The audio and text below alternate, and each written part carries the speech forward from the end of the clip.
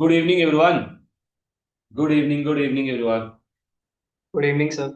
Good evening, Good dear evening, sir. sir. Good evening. Chalo then, everyone. So I hope yesterday we have covered your part 1, IAS 16, 40, 38, then 36, 5, 20, 23, IAS 2, IAS 41. And I mentioned that what is important, IAS 40 transfer case, very important.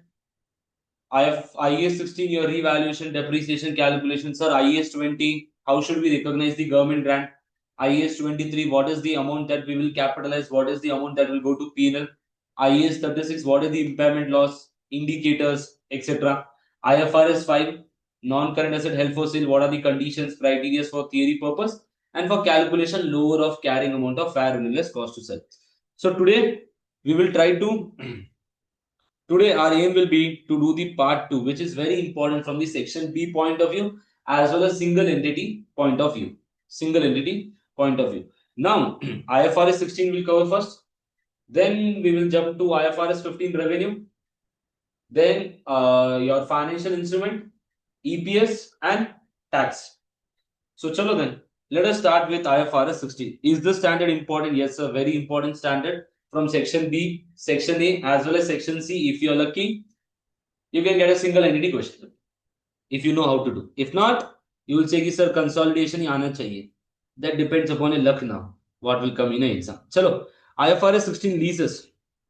So, before first, let us do the definition. What does the definition says? Lease is what? A contract that conveys the right to control the use of an identified asset for a specified period of time in exchange for consideration. Sir, will the definition come in the exam? Yes, some or the other point can come in your exam. That is what? Sir, what does the term control means? Yesterday we have discussed control means what? Obtain all the economic benefits and have the right to direct that asset. How to use it, I can do that. Identified asset. So the asset should be identified. It should be mentioned in the contract. If I have 10 buildings today with me, which building I have given to you on rent, I have to mention that. Building 1, 2, 3. Sir, can we ask you to shift? Can I shift to another building if you're saying me? Yes, I have to shift when there is a problem. Leakage is there, some or the other problem is there in that building. So when we will say identified asset is when the lessor will not substitute the asset. He can't change the asset whenever he wants.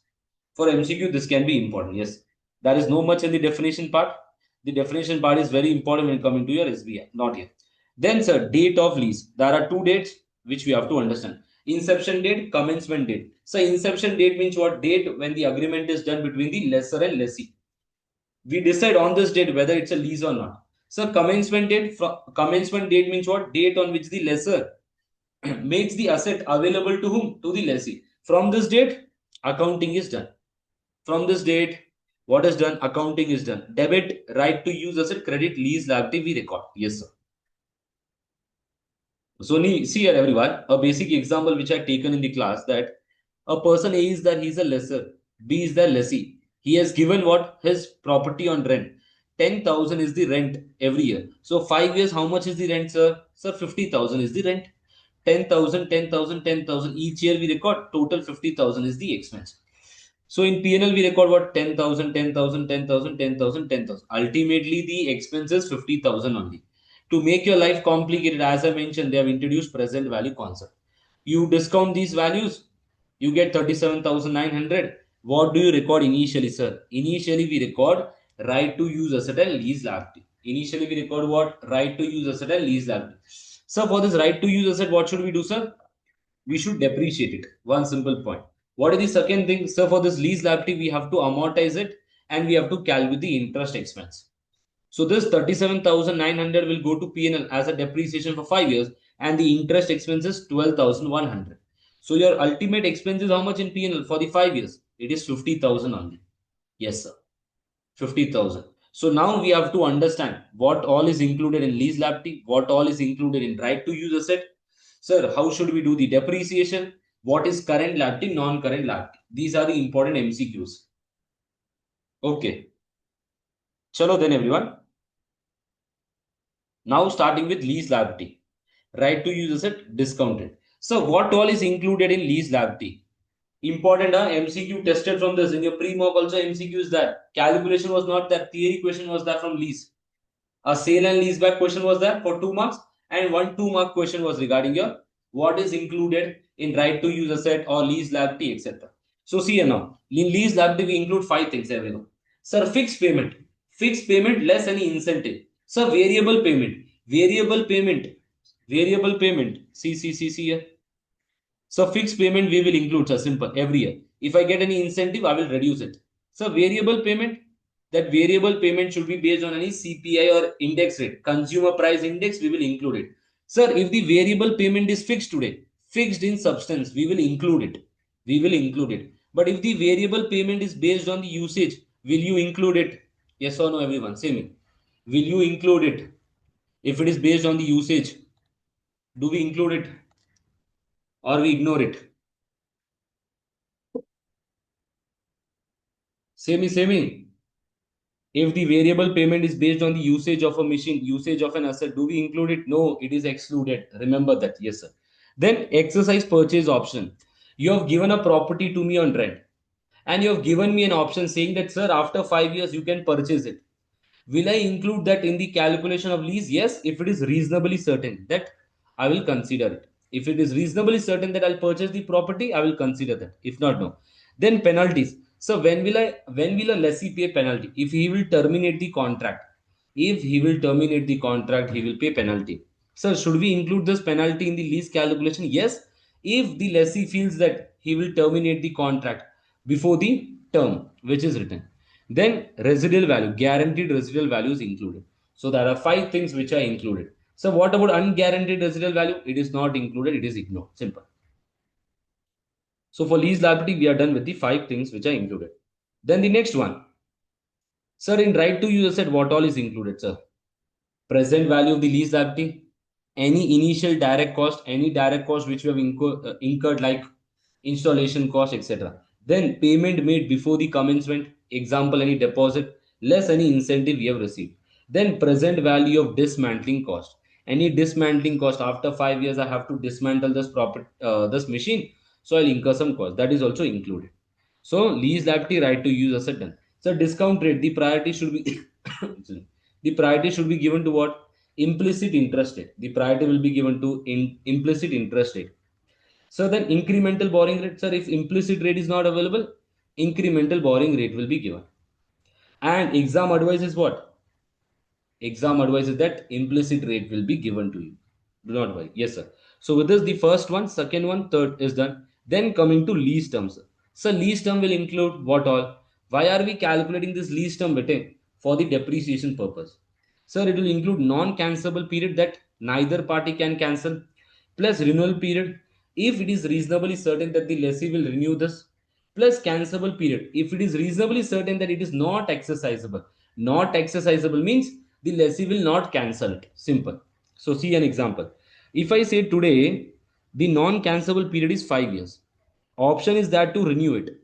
If it is reasonably certain that we will renew it, the lease term will become 8 years. If reasonable certainty is not there, then lease term will be 5 years. Simple. Then, sir, lease term is what here? 5 years. Lessee has an option to terminate the lease after 3 years. Now, say me, after 3 years, the lessee can terminate. What is the non-cancelable period? That is 3 years. It is reasonably certain that they will terminate. It is reasonably certain that they will terminate. So the lease term will be 3 years. Sir, it is reasonably certain that we will not terminate. We will not terminate. Then the lease term will be 5 years. So with this, your basic part is done in this. What all is included here.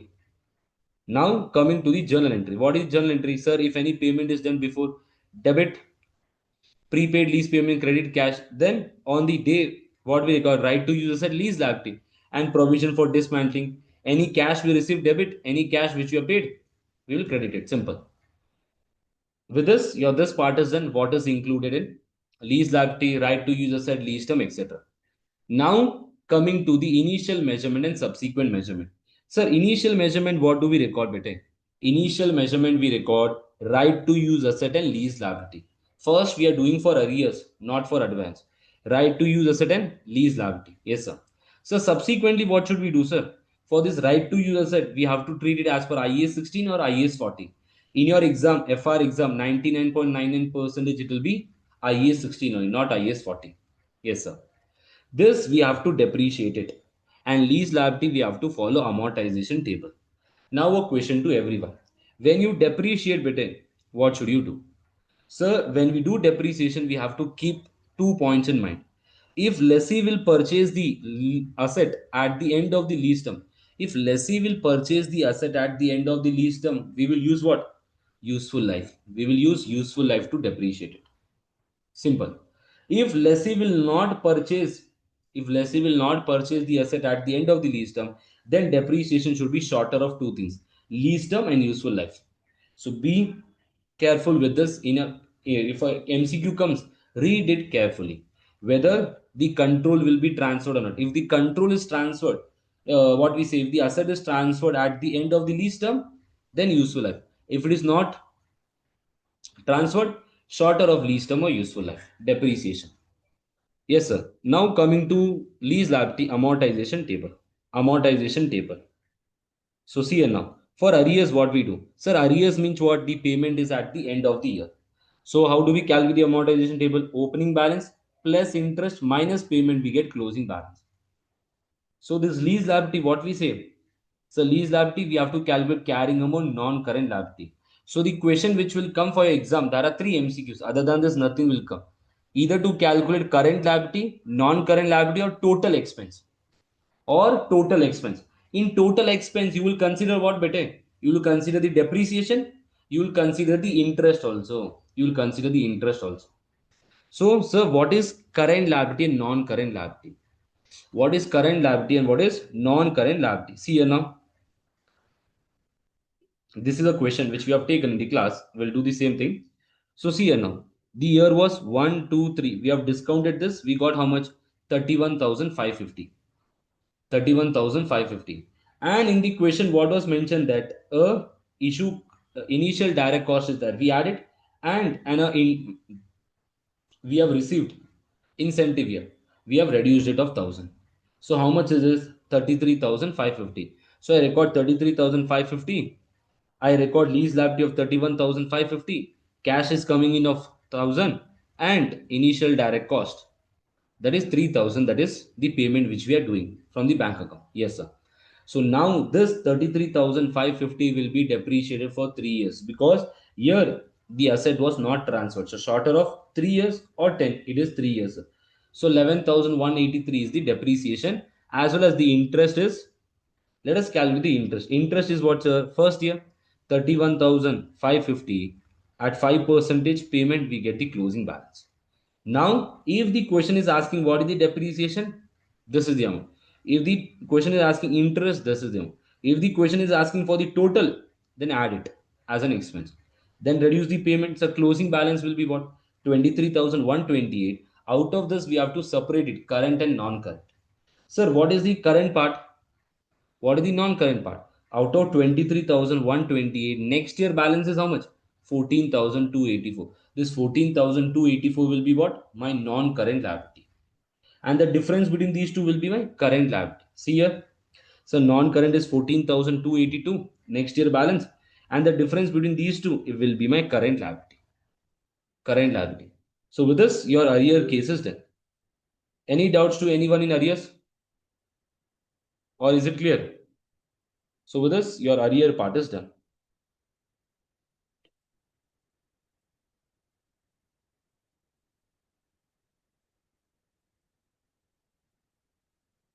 Chalo then everyone. So sir, initial measurement done, subsequent measurement done in case of arrears. In case of advance, what is important in case of advance? Everyone.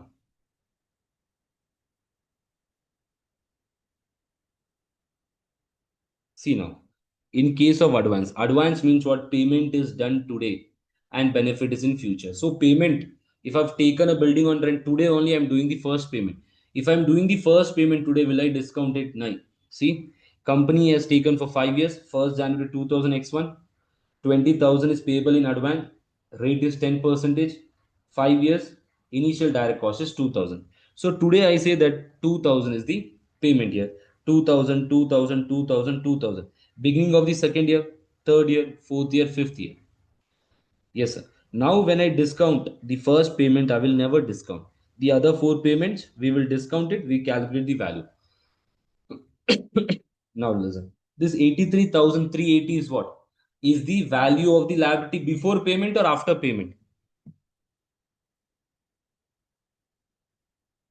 This 83,380 is before the first payment. So, in your MCQ question, it will be clearly mentioned. Is this before the payment or after the payment? Yes, sir. This is before the payment. So, what will I record on the first day? Sir, 83,380. Yes, 83,380. I will record it as a liability on the first day. Sir, right to use asset, we had 2,000 initial direct cost. I capitalize it. It becomes 85,380. The cash is going out. Sir, on the same date, after 2 or 3 minutes, I am doing the payment here. Once I do the payment, my lease liability will reduce. If you are not considering this, your value will be 63,380. But will you take that 63,380 for the right to use asset? No better. See, before the payment, after the payment. So if question is saying after the payment, include the first payment and then consider that amount as right to use asset. This is the mistake which students will do. So avoid this mistake. Read the question carefully, whether it is before the payment or after the payment. So right to use asset will be before the payment. Sir, interest will be applicable after the payment. See now. Sir, 83,380 on the first day only we are doing the payment, sir. So my revised opening balance is 63,380. On this, I will charge interest and I will get the amount. So my closing balance will come to 69,718. Out of this 61,718, what is my current liability and non-current? Sir, in case of advance, what is the current liability? The payment which is done in the next year. The payment that is done in the next year. So what is the payment that is done next year? 20,000. Today it is the year end, 69,178. So tomorrow morning I am doing a payment of 20,000. So it becomes a current liability because I am paying in the next year. So remaining 49,718 will become what? Non-current liability. Will become non-current liability. And this 83,380 we will depreciate over 5 years. Simple. So with this, your advance case is also done. If the payment is made in advance, then while calculating the present value of the lease liability, the first payment should be ignored because it is paid today. ROU, all the lease payments should be included. Read the question carefully. In case of advance, so current liability is what? Payment done at the start of the next year. Non-current liability is what? Carrying amount of the lease liability at the year end minus the current liability portion. You'll get what? The non-current liability. So with this, your advance and arrears case is done. Any doubts to anyone in advance and arrears? No doubts. If no doubts, then let me take a very good MCQ question from our question bank only.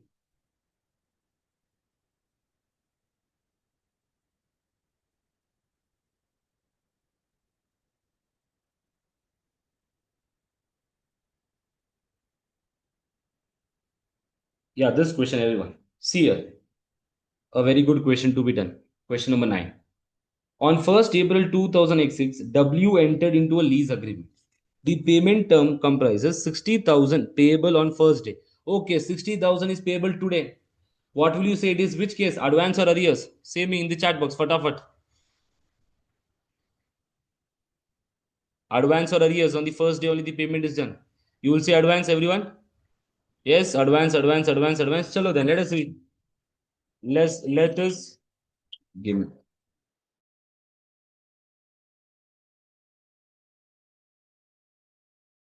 You will say advance. See now. On 1st April, followed by 3 further payments of 60,000 payable on 31st March 2000 X4. See the question. 1st April they are doing one payment, and at this in the same year, at the year end, they are doing other payments. 60,000 is payable at 31st March 2000 X4, X5, X6. See, by just reading the first thing, you say, ki, sir, it is a question regarding advance. But here, both the things are there. See now. So 60,000 today, 60,000 at the year end, 60,000 here, 60,000 here. First payment is done, then the remaining three are done at the end of the year. It becomes, see now, the present value of the initial lease liability was 140,000, and the interest rate implicit is 14 percentage. Interest rate implicit is what? 14 percentage. Yes, sir. Now this 140,000 is the value of what? Initial lease payments. That is 60, 60, 60. It will become how much? 60 plus 60 is 120 plus 60 is 180. If I discount that, I am getting what? 140 here. Yes, sir. Now the question is asking for what here? Read the question, everyone. Question is saying for what?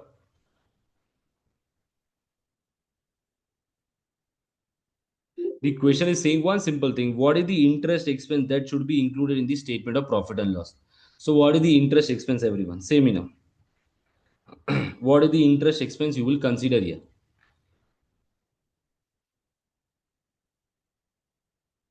Interest expense that you will consider here. The interest expense for which year? X5, not X4. Second year it is. So see everyone. Sir, the payment is done. This value of 160, this value of 140. Can I say this 140 is the value after what?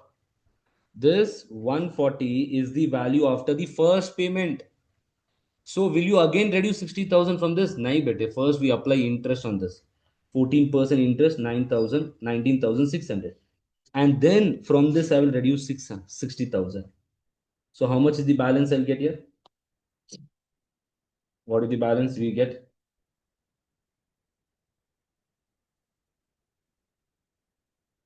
99,600. On this 99,600, will you reduce 60,000? No. Next year the payment is done at the year end. Understand that. Sir, into 14 percentage. It is coming to 13944. Is there? Yeah. C is the option. Understood? Do not get confused saying ki sir it is case of advance. Okay, this value of 140,000 is there. Okay, we have reduced initially. I will calculate the interest. I will reduce and then I will do the calculation again. I will reduce. Read the question carefully. Make the timeline and do. See here now, everyone. Sir, the payment is done for 60,000, 60,000, 60,000, 60,000 here. Now, what is the value of the in present value of the lease liability? 1,40,000, $140,000. This $140,000, can I say, is excluding what? Excluding the 60,000 payment. It is excluding the first payment of 60,000. It is only the value of these three payments. So these three payments is 140. So if I consider this 60, how much will become? 140 plus 60, sir. So my total lease is how much? My total lease liability is what? 2 lakh. My total lease liability is 2 lakh before doing any payment or before making any payment. Before I make any payment, it is 2 lakhs. Sir, minus 60,000 today only we are paying. Again, it will come to 140. Sir, on this we'll apply interest into 14 percentage, 19,600. Sir, minus 60,000 because today at the year end I'm doing the payment. I'll get what? 99,600. On this, will I reduce your 60,000? No, bit 9999. On this, I will apply what? 14 percentage. Again, I get 39,944. So read the question carefully and see which are the payments which are discounted. So with this, a very good question to be done. I hope सबको clear है ये. So see the timeline, prepare the timeline, consider what they have mentioned. See in your exam how it will be mentioned. I'll show you. I'll show you in your exam. It will be mentioned clearly. See here now. This is an exam question only. On 1st January 2000X1, C acquired property through a 7-year lease. The following information is relevant. On 1st January 2000X6, an initial lease payment of 6 million was made. Initial payment was made, sir. Today only payment was made. An annual lease payment of 10 million are due on 31st December each year, starting on 31st December 2000X6. So on 1st January only payment is done, sir. 1st January only payment is done. And year end, every year end, 12 million payments will be done more. 12 million payments will be done more. Now, in that case, see, the rate of interest implicit is 5% is the given. No issues in this, sir. Then the present value of the lease payment on 1st January 2000x6 before the initial payment. They have mentioned what here? Before the initial payment. Before the initial payment is what? 79. It is 75. Sorry. It is 75, sir. So it is 75. Now this 75 is what? Including all the lease payment. It is also including the 6 million. It is also including the 6 million. Now, will you charge on the 75 percentage 5 percentage interest, or will you say 75 minus 6 into 5 percentage? You only say me. What will you do? Will you charge 75 into 5 percentage, or will you reduce the 6 first and then charge 5 percentage on this? 75 minus 6. You will do 75 minus 6. So if I do 75 minus 6, कितना आ रहा है? 69 69. into 5 percentage. What is that? What is that? 3450. Now, will you say this is the interest expense? If you say this, your answer is wrong again. Question is what? Question is saying what? See now. What will be the interest expense in respect of the lease in C's statement of profit or loss for the year ended 31st December 2000x7? They are asking for the next year, not the current year. It is next year. This is a question from March June 2023 paper. Same question. See now. So what will you do, sir? Sir, what was the value? 75 minus 669 we got into 5 percentage. Yes or no? Into 5 percentage, how much did we get here? 3.45. So minus 12 million. Yes or no? At the year end, I'm doing a 12 million ka payment. So how much is the closing balance? We get 60,450 into what? 5 percentage. How much is this? That is 302250. So be aware, do not do this silly mistake in your exam. So this, your lease is done. Two more topics are there. So with that, leases will be done. So let me come back to the lease. Now coming to recognition exemption. Here also many students will do mistake. A very silly MCQ will come theory, you will do mistake. So recognition exemption means what? Recognition exemption means you need not record right to use asset and lease liability. You need not record right to use asset lease liability. What we will do instead? Sir, instead we will do what? We will recognize normal expense, accrual basis. See now, when sir, when short-term lease or lease of low value asset, when it is a short-term lease or lease of low value asset. So short-term lease का meaning क्या है? Lease term is 12 months or less. 12 months or less than 12 months. And does not include any option to purchase or renew beyond 12 months. I have taken an asset from you for lease for 12 months, and I do not have any option also to purchase it or to extend the lease. Then I say I can apply short term lease. Yes, sir. Or lease of low value item. Sir, is lease of low value item defined? No, it is based on the company's judgment. So, what are the examples that are frequently repeated in the exam? Tablets, computer, telephone, small personal computers, small items of furniture and fixtures. Will car be a low value item? Everyone. Will car be a low value item? No. Will second hand car be a low value item? No. It will not be. If everyone, a question to everyone, I have taken the tablet for 3 years. Will recognition exemption apply to this? I have taken a tablet for 3 years. Will recognition exemption apply to this? Chalo, say me.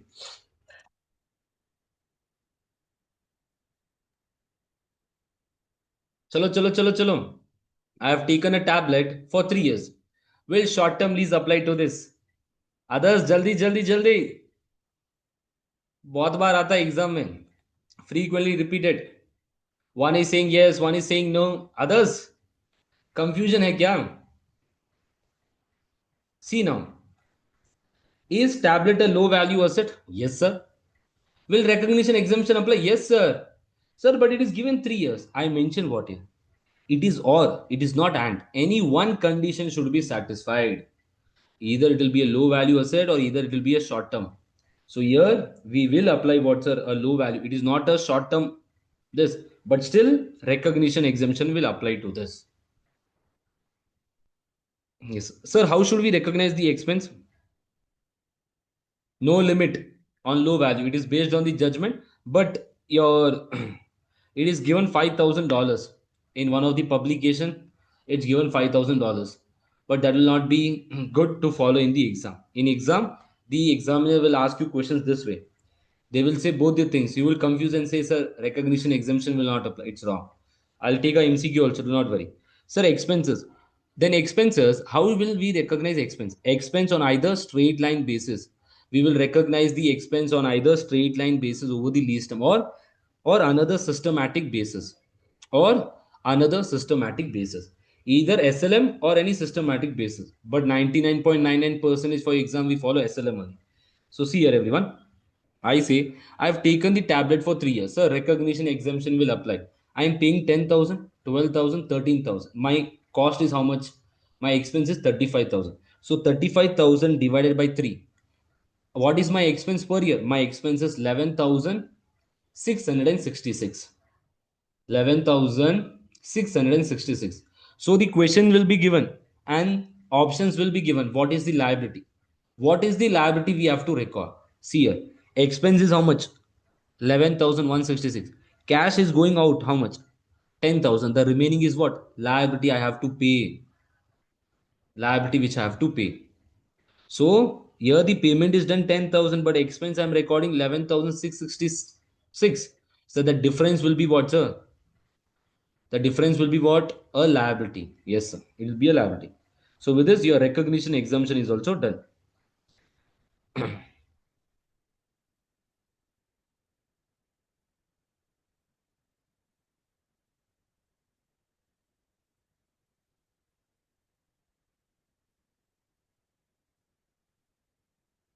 Ooh.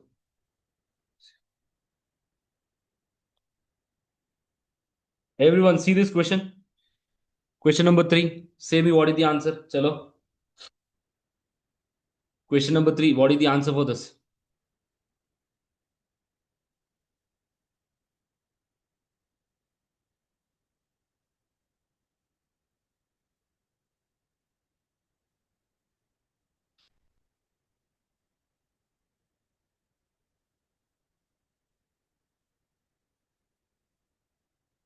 Option C. Option C. Okay. Others?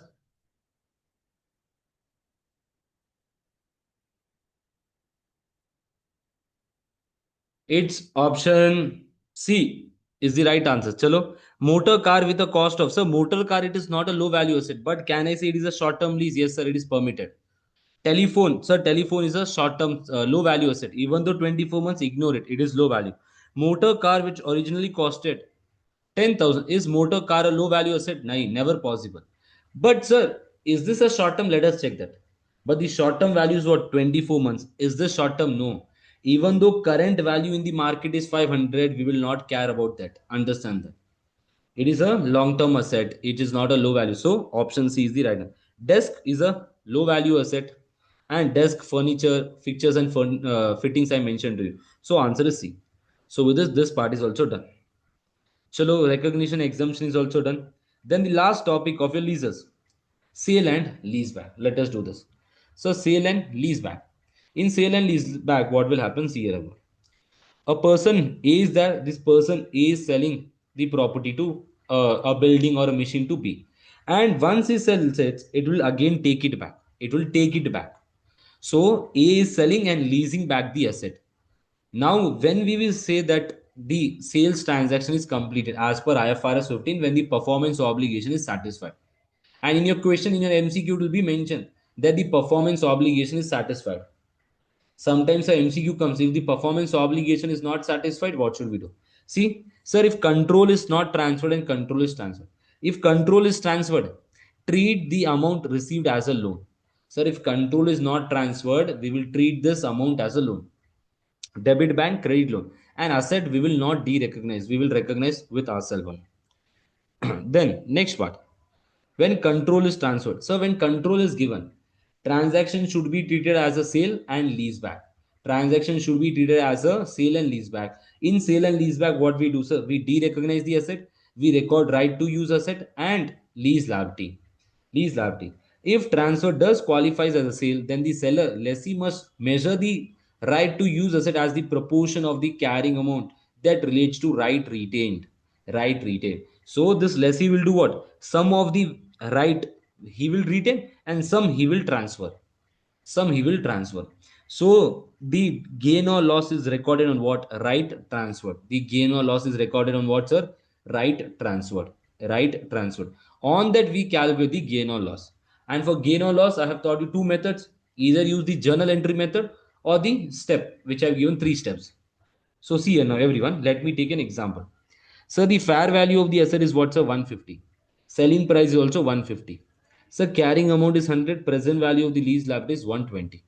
So the sir, my carrying amount of the asset is going out credit, sir, 100. Sir. Sir, lease liability is how much, sir? 120 coming in. Sir. So what is the value of right to use asset? How will I record the right to use asset?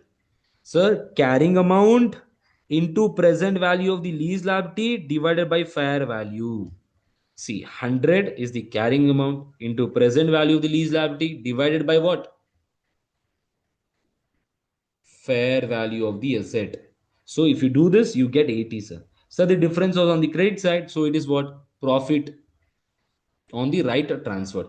So where do we record this? Operating or investing category depending. But 99.99% is for exam, it is operating category, straightforward. Yes, sir. Or the other method is what? Which I've given. Step 1, calculate the total gain. So what is the total gain? Carrying amount minus what?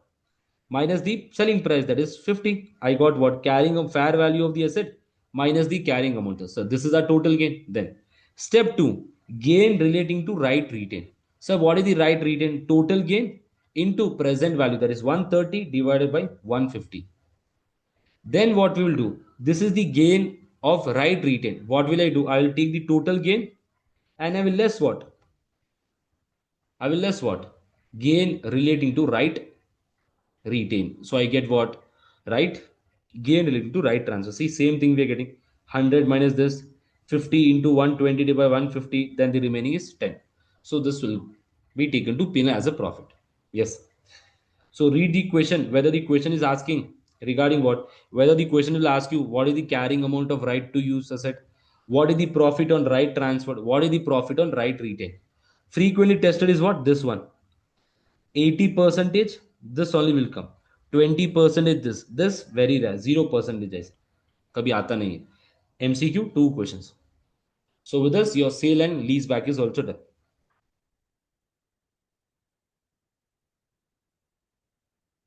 Yes. Chalo then, I hope there is no doubts in sale and lease back. So with this, your IFRS 16 is done. Now we will start with your IFRS 15. IFRS 15, revenue. Sir, is this standard important? Very, very important. So in revenue, your IFRS 15, there are 5 steps. Step 1 is what? Identify whether it is a contract or not. Step 2, identify the performance obligation. Step 3, transaction price, where we have learned 6 scenarios. Step 4, allocate the transaction price. Calculation question for exam. Step 5, record revenue as and when performance obligation is satisfied. Calculation for exam. So what are the special cases which are tested? Principal and agent. How will the principal record the revenue? Agent how? Sale with right to return. Bill and hold arrangement. Consignment arrangement. Warranties. Repurchase agreement and contract cost. This is not so important for you, and this is also not so important, but you have to know a basic idea. Simple. Other than this, nothing. Chalo now, let us start the question. Let me give an overview about the standard, what we have covered in our basic classes. I mentioned there is a Limited, a company, and Raju is there. Raju is constructing his building. He needs a lift. So he will connect or contact A Limited. A Limited is saying what? We provide a lift, we provide installation and maintenance. Lift is provided for 85,000 in the market. Installation for 5,000, maintenance for 10,000. Yes, sir. But A Limited is saying for Raju that you pay 80,000 in total. $80,000 or 80,000 rupees. So can I say that 20,000 is what, sir? 20,000 is a discount. 20,000 is a discount. Is the 20,000 discount belongs to lift, installation or maintenance? It belongs to each and every item here. Sir, when will you recognize revenue? Will A Limited recognize revenue today full of 80,000? No. As and when A Limited will fulfill the obligation, A Limited will recognize the revenue. So for lift, when the lift is transferred to Raju, lift is given to Raju, A Limited will recognize income. Installation. When we will recognize income for installation revenue? When installation is completed. What for maintenance, sir? For maintenance, revenue is recorded over the 3 years. It is recorded for 3 years. First year, 1 year, 2 year, 3. All 3 years it is divided and recorded. So this 80,000 belongs to lift, installation and maintenance. What is the first step? Sir, identify whether it's a contract. Step 2, what are the performance obligations? How many obligations here? 3, sir. Step 3, transaction price. Transaction price is 80,000. Allocate this 80,000 to the performance obligation on the standalone selling price. So what is my standalone selling price? 85,000, 5,000, 10,000. So I will allocate it. So the value is coming to 68, 4,000, 8,000. How will I record this? When the performance obligation is satisfied. So these are the 5 steps which you have to understand. Yes, sir. Now coming to the definition. When will you say revenue? What is revenue? Revenue is what? Income. It is an income which is arising from a normal business activity. If I'm selling today a PP, will that be my revenue? Not possible. It's not my revenue. It's a contract, an agreement between two parties.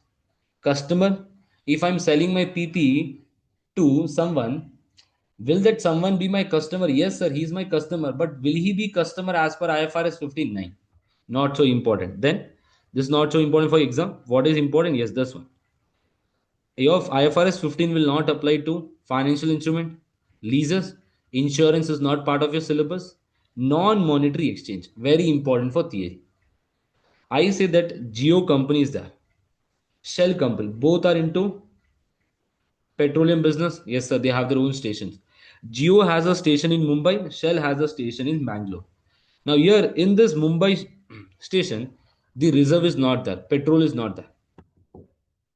For Shell company, petrol is not there in Bangalore. Petrol is not there in Bangalore, Mumbai. Now, oh no, sorry. Geo company does not have petrol. This company also does not have petrol here. Now, this Geo company has a station in Bangalore. Now, if they transfer this oil from Mumbai to Bangalore, it will cost them and it will take time. For Shell company, it is what? Bangalore. So, in Mumbai store, Mumbai station, they do not have oil. They will transfer from Bangalore to Mumbai. So, that is a problem. So, what these companies will do? This Geo company will say from Bangalore station you provide to my station, from here we will provide you. So when they are exchanging here, will this be revenue? This is not revenue. Exchange of similar goods between entities in similar line of business to save time and cost for customer, it's not revenue. So they are exchanging here. But sir, when they sell to the customer, it is a revenue. But when they exchange in between themselves, it is not a revenue. 5 steps we have covered. Now coming to the step 1. What is the step 1 saying? Step 1 is saying that we have to identify whether it's a contract or not. So to be a contract, 5 important things. The contract should be approved by the parties. Each party should identify its right. Payment term should be identified. When will the payment be done? Whether cash, UPI, bank transfer, check, etc. Commercial substance. So because of this transaction, my future revenues are affected. And it is probable that the amount will be collected. It is probable that the amount will be collected. Today, I am doing a business and I am selling iPhones. One of my friend comes, he takes an iPhone. He said that Rahul, I'll pay you. And I know that he will not pay me only. He's very close friend. He has taken the iPhone. He's saying, Rahul, I'll pay you. But I know he will never pay me. So will I consider this as a contract? It will not be a revenue. It is probable that I should receive the money. I know that he will not pay me. He is saying that I will pay you, but I know based on past experience. Simple. In that case, we will say it is not a contract. Simple. Then coming to some theory points. Question to everyone. If today I have received some amount, but it is not a contract, I have received an amount, I have not fulfilled my obligation, and it is not a contract as per IFRS 19. What will I say it is? It is a deposit liability. A liability. I will say it is a liability. Will I record this liability as a revenue today? Nahi, Baba. Because it is not a contract, first of all. When will I recognize revenue? When I fulfill the obligation, performance obligation is satisfied. Sir, when can we recognize this deposit liability as a revenue? When we have provided the goods or service and the amount is non-refundable. And the contract is terminated and the consideration received is non-refundable. The consideration received is non-refundable. This happens in what your housing business, where you book a house by paying a token amount. After 6 months, you will say to the builder that I do not need this house. Will he give back the money to you? Never. In that case, the company will record this as what, sir? As a revenue. If you cancel the contract and the amount will not be given to you. For theory, you have to remember this deposit liability. Then coming to step number 2, sir. Step number 2, identify the performance obligation. How many obligations are there? Now, in the first example which I've taken, how many obligations were there? 3 obligations, sir. Why 3 obligations? We have to understand what is the logic behind this. No need to go in detail for your exam purpose. It is important for SBR when coming to in detail. Now I say Raju and R Limited, Reliance Limited. Raju has done a recharge of 4,000 rupees. Now this recharge of 4,000 rupees, Raju can use this for 365 days. Will Reliance company have 365 obligation? Will Reliance company have every day of obligation? Yes. But do we treat it as 365 obligation? No. We will treat this as one single performance obligation. Either you say 12 months, 365. No, we say it is one single performance obligation. Yes, sir. So see here now, identify the performance obligation. The goods or service should be distinct. In that case, how we will recognize revenue? When the control is transferred. Sir, where a series of goods or service are provided and the pattern to transfer this is same, in that case, we say it is a single performance obligation. Revenue is recognized over the period, like cable services, Airtel service, your Wi-Fi service. All this revenue is recognized over the period, not at point in time. Sir, how should we identify in the exam? Not frequently tested, very rare. This topic comes. Meaning of distinct. Sir, customer can benefit from the goods or service on its own. That means the customer can purchase from the market from someone else also. And the promise to transfer the goods or service are separately identifiable. Sir, what does separately identifiable means? Sir, integration should not be there. Modification should not be there. Interdependence should not be there. Today, if I purchase a software from TCS company saying that we will install this software. Installation I can purchase from someone else also in the market. But TCS company is saying that we will provide the installation such that it will modify or customize your software. So in that case, TCS will not have two performance obligation, only one performance obligation because it is interlinked or interrelated. Yes, sir. So with this, step 2 is also done. Now from here, it is important for your FR exam. Step number 3, transaction price. So what does transaction price means? Transaction price means what? One simple thing. So what is the amount we will get from the customer? Simple. So see now, fixed consideration, fixed, variable, significant financing component, non-cash consideration. These are the 4 important points. These 2 are not so important for your exam. 4 are important. Fixed consideration means what, sir? The amount is fixed. It is mentioned in the contract. It is mentioned in the contract. Now, Raju wanted to construct his house.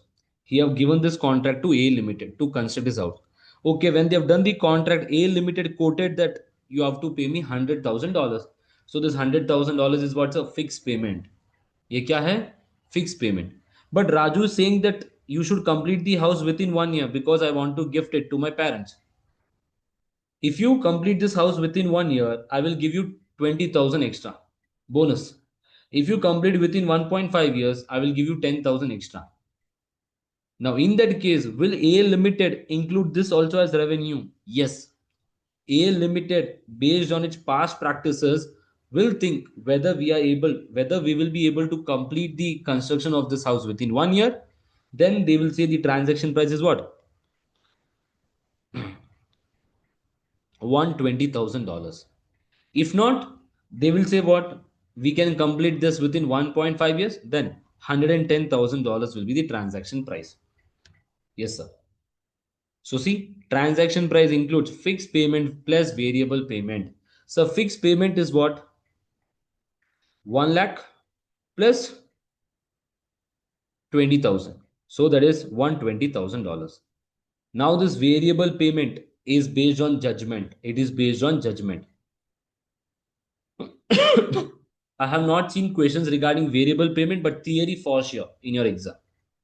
Expected amount, sir. We have to calculate this variable payment based on judgment, estimates, probability. So there are two methods: most likely method, expected value method. So these both methods will be same in your IS 37 provision. So most likely outcome when we will use when two possible outcomes are there. Here two possible outcomes were there. It was easy. Sir, expected value method when more than two outcomes are there. When more than two outcomes are there. See here, if I say within 1 year, 20,000, 1.5 years, 15,000, 8 months, 25,000. So the probability is what? This is the probability. So we'll take the weighted average expected value method we will use. We'll take the probability into consider and calculate it. Why? Because this will provide a better and a true value. True value. So with this, your step and step 3, fixed payment, variable payment is done. Now, variable payment means what? Everyone. An amount of consideration would be variable if either a product was sold with a right of return or a fixed amount is promised as a performance bonus or achievement of a specified milestone. Variable consideration may be fixed in amount, but the entity's right to receive that consideration is contingent on a future outcome. The amount which I'll get is fixed, but it depends upon a future outcome. It depends upon a future outcome. See, variable consideration will be part of the transaction price, but only to the extent it is highly probable that a significant reversal in the amount of cumulative revenue recognized will not occur. Simply, what does this mean? If uncertainty is more, if uncertainty is more, will you recognize this in the transaction price? No. Now, a question to everyone. High uncertainty is there. Uncertainty is there whether we will receive the amount from the customer or not. Uncertainty is there that I will not, uncertainty is there whether I will receive this amount or not. Will this be part of the transaction price? Everyone, say me. Will this be part of the transaction price? No. Will you record revenue? Will you record this as a revenue? Will you record this revenue? सब आता है MCQ में. This all comes in your MCQ. If you see your practice 1, practice 2, your specimen mocks, etc., these types of theory questions are there. Say me now. If uncertainty is there whether you will not receive the amount, will you recognize revenue? No. You will never recognize revenue. Keep this point in mind. Yes, sir. With this, your transaction, then significant financing component. This is also frequently tested in your MCQ purpose. Yes, sir. In significant financing component, what are the two cases we have done? See now, case 1, A Limited is that. A Limited is selling to Raju the lift. The lift price is how much? $10,000. Raju is saying what? Raju is saying I will do the payment after 2 years. If I'm selling a lift today to you and you're saying, ki, sir, we will make the payment after 2 years, will I sell at the same price of 10,000? I'll say that the payment is done after 2 years, so I need some benefit. So the price will be how much? You have to pay 12,100. So this difference of 2,100 is what? Is income, sir. It is what? An interest income. It is what, sir? It is interest income. It is an interest income. Sir, now when will A Limited record the revenue? Will A Limited record the revenue after 2 years or today? A Limited will recognize the revenue today because they are transferring the lift today, not in future. But payment is done in future. So what will A Limited do, sir? A Limited will recognize revenue today. Debit receivable, credit revenue. And for 2 years, they will increase this. So debit receivable increase by 1,000 and finance income. Then again, debit receivable and credit P&L, finance income. Which category? Operating category. Strictly mention that you have to take to operating category. When the payment is done, sir, We receive the cash, we remove the receivable. So revenue is recognized when the goods or service are transferred, not when the payment is made. If the timing difference is more than 12 months, we apply the discounting component here. Simple. And revenue will be recognized based on the market value on the day when the transfer is done. This was case 1. Now case 2. In case 2, what is happening? See here. So 10,000 is the value. A Limited is selling the machine to Raju after 2 years. But Raju is paying the amount today only. A Limited is collecting the amount from Raju today only. Now, will Raju pay the same amount? Raju will say you are delivering the machine after 2 years. Today you're taking the payment. I will pay a lesser amount. So in future the price is 12,100 based on the estimate, and Raju has paid 10,000 only today. So in that case, what we say, it is type of what? A liability today. Will you recognize revenue today? No. Revenue is recognized in future once the machine is given. Once the machine is given. So see, debit cash, credit liability, 10,000, 10,000. Simple. Yes, sir. Then this liability should be increased to what? 12,100. When you increase this, what will you say? Debit P&L expense, debit P&L expense. Simple. Yes, sir. Then on the day when the good is delivered, debit liability, we remove the liability, we recognize this as a revenue. So revenue is recognized when the goods are transferred. Simple. So see here now, your exam point of view. Transaction price should be adjusted for financing component when either party, entity or customer provides benefit of finance to other parties. Significant financing component exists if there is more than 12-month gap between the transfer date and the date of payment. Revenue should be recognized when the control is transferred. Revenue is recorded at cash selling price. Simple. On the date, control is transferred. So which is the discount rate we use? Here we use incremental borrowing rate, then implicit rate. Here you need not think much. The rate will be given in the exam. So with this, your significant financing component is also done. We have done 2 questions in the class. Then coming to non-cash consideration. Now what does this non-cash consideration means? Everyone listen. A Limited is there. A Limited is selling to Raju. A Limited is selling to Raju. A Limited, what is A Limited business? Selling watches. A Limited sells Rolex watch. A Limited is selling a Rolex watch to Raju. And Raju is saying, Ki, I do not have cash. If Raju does not have cash, Raju is saying, what will I do? I do not have cash. I will give you the Gucci bag. Gucci or iPhone or his company shares. Then A Limited is saying, okay, no issues. I will sell you the Rolex watch. You provide me the shares of your company at the same value. In that case, revenue will be recognized. Yes, sir. At what value? Question mark. Sir, at what value we have to record? See everyone. Revenue is recognized at what value? Fair value of the item received. What is the item received? Fair value of the item received. What is the fair value of the item which we have received? Say me. So the fair value of the item is what's a Gucci bag, iPhone, etc. On that basis, we will include it. On that basis, we will consider this one. So fair value of the item received. If fair value is not available, sir, fair value of the item given. Same thing we have done in IAS 16 also. Exchange. So non-cash consideration preference is given to fair value of the non-consideration received, fair value of the goods and services which are transferred. Then the next one. Customer provided goods or service. Not tested, not frequently tested, but it can be tested for your exam. Customer provided goods or service. Sometimes what will happen, the customer will only provide goods or service. Customer will only provide goods or service. Yes, you know. Ram is there. Ram needs a gold chain. Ram को क्या चाहिए? Ram needs a gold chain. So A Limited is there. A Limited has jewelry business. A Limited has what? Jewelry business. Ram needs a gold chain. So he will go to R Limited. He will say that give me a gold chain. R Limited will give to Ram. No issues. They will do a transaction. Revenue is recorded. Payment is done.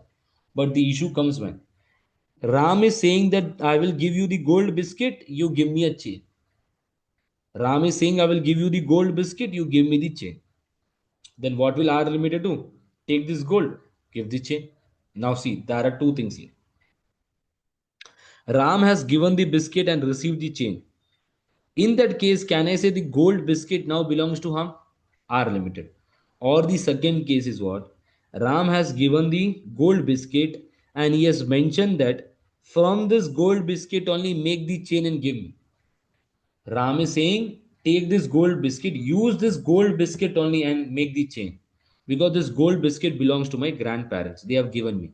I want you to make the chain from this only. In that case, what is happening? In case 1, he did not mention anything. So control is transferred. In second case, control is not transferred. So when control is transferred, your transaction price will include the fair value of the goods or service.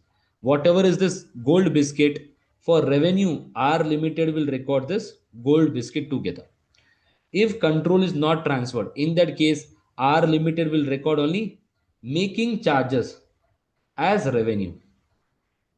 So these are the two cases. See, if entity obtains the control, if entity obtains control, fair value of the goods or service supplied by the customer will be added to transaction price. If control is not obtained, fair value of the goods or service supplied by the customer will not be added to transaction price. So control transfer, add it to transaction price. If we have received the control, add it. If not, do nothing. So this case is also done. The last case now, consideration payable to a customer. Now I say X Limited is selling goods to Ram. X Limited is selling what goods to Ram. So Ram is paying $10,000. No issue, sir. But this X Limited is again paying $2,000 to Ram. Now today I am selling a product to you. You are paying me $10,000. Out of this $10,000, I give back to you $2,000. Why will I give this back? There could be two scenarios. One is what? A discount or a benefit which I provide. Or you are my customer, I am your customer. You are my customer, I am your customer. In that sense. See now? If discount and benefit, what should we do, sir?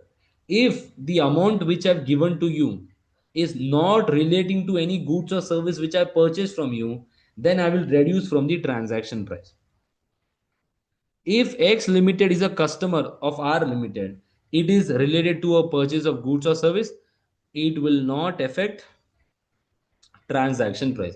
It will not affect transaction price. It will be recorded separately as a purchase. Simple. So see, relates to distinct goods or service from the customer, do not affect the transaction price.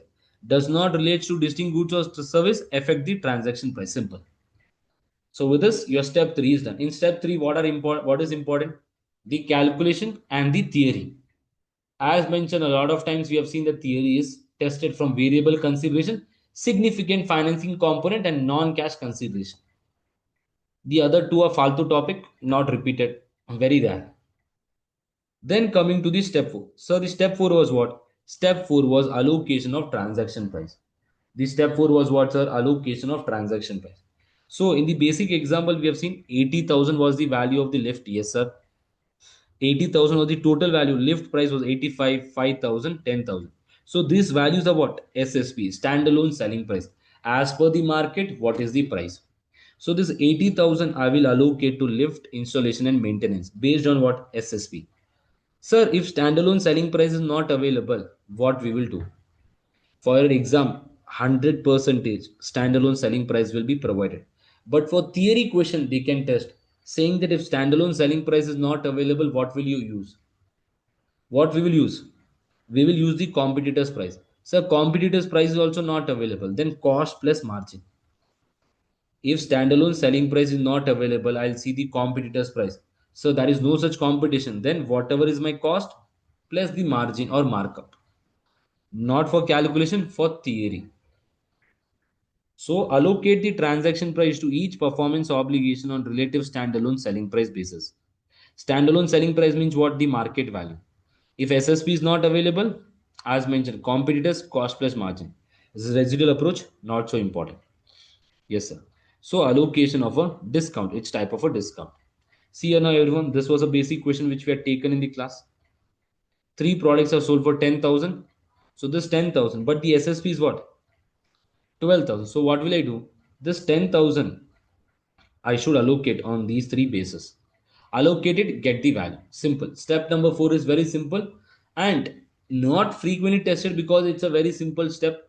So ACCA will never ask this type of easy question. The calculation will come from what? Your step number 5.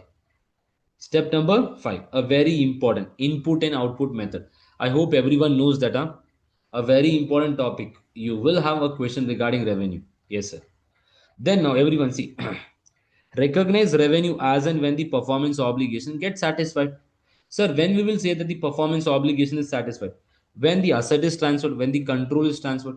Sir, when will I say the control is transferred? Everyone, you only say. When will I say the control is transferred? When the customer can take all the benefit and he can direct the use of the asset. Same we have seen in leases. Same we have seen in conceptual framework. Same here. So what are the indicators for our exam? See, the indicators are what? Entity has a present right to the payment. If today I am selling this calculator to you, can I say I will have the right to collect the payment or not from you? Yes. The customer has the legal title. If I sell this, I will make an invoice and I say that this calculator belongs to you. Then the entity has transferred the physical position. I have given this to you, Beten. I have given this to you. Physical position I have transferred. The customer has significant risk and rewards of the ownership. There is significant risk and rewards of the ownership. The risk of that calculator belongs to you now, not me. The customer has accepted the asset.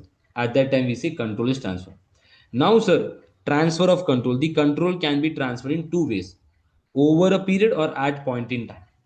Sir, when we will say over a period, if any one of the condition is satisfied here. Now, in my case, if you have enrolled into my FR or SBR batch, you pay the amount, you pay the fees. In that case, how do we recognize this revenue? Do we recognize the day when you make the payment? No, we recognize the revenue over the period. Over the period for 3 months, we recognize this as a revenue. Because as I am performing, you are consuming the benefit. As I am performing, you are consuming the benefit. So customer simultaneously receives and consumes the benefit. Then the next one, entity performance creates or enhance an asset that the customer controls as the asset is created or enhanced. Now, in case of construction, I am constructing your house, it will take 2 years. Will I recognize the revenue after 2 years? No, I will record the revenue for the 2 years. Because as I'm performing, it is creating an asset for you. Yes, sir. Then the last one, in case of specific asset. Today, I give a contract to you. Create, manufacture or make a machine for me. I'm into pharmaceutical business. Make a machine for me, and it is a specialized one. It's not a normal one. And you are saying, ki, sir, it will take 2 years to make that machine. If it is taking 2 years to make that machine, everyone, after 6 months, I will say I do not need that machine. Then what will you do? You can't sell this to anyone, etc. So the day when you do this type of contract, you will sign an agreement with me. You will sign an agreement saying that if I will not take the delivery of the goods. If I cancel the contract, you still have the right to collect the payment for the work completed. For the 6 months, whatever you have done, you have the right to collect the payment from me. In that case, also we say revenue is recognized over the period. Sir, if any one condition is not satisfied, then revenue is recognized at point in time. One shot revenue, simple. For theory, very important whether revenue is recognized over period or at point in time, simple. Now coming to the most important topic of your revenue. So much we have discussed input and output. I have seen in the recent attempts that the input and output question is not frequently tested because examiner has shifted to the theory question for revenue also here and there. From your special cases, from your step 2, step 1, step 3, that is the reason I have done in detail. If you have given your marks, if you give your marks, you will get to know. Sir, input and output method. Simple. Sir, if A Limited is constructing the house of Ram, it is taking 3 years. Sir, how will A company record revenue? Sir, over the period. But what is the revenue out of this 10 lakhs? First year, how much they will recognize as a revenue? They will calculate a percentage. They will calculate the percentage. What is the value of the work completed? What is the work done? Simple.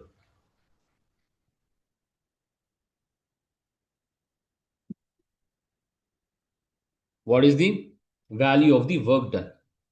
See here now. I say today 30% of the work is done. Then at the date 75%, at this date 100%. But in the current year, I will recognize the revenue for 30%. In the next year, I will recognize revenue for 75. I will recognize revenue for 45% only, because that is what cumulative. This 75 is a cumulative value, but in P&L we record for the year.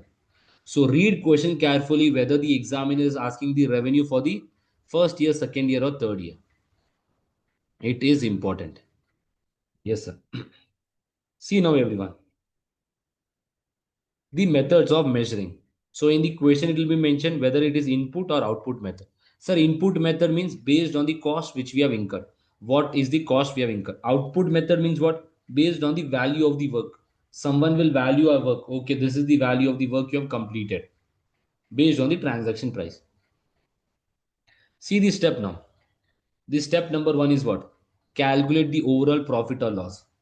You will calculate what's overall profit or loss. So I'll take the contract price minus whatever is the cost I incurred and what is the future cost to complete the project. I'll get a profit or either I will get a loss. Now everyone say me, if profit is there, will there be any problem? If profit is there, will there be any problem?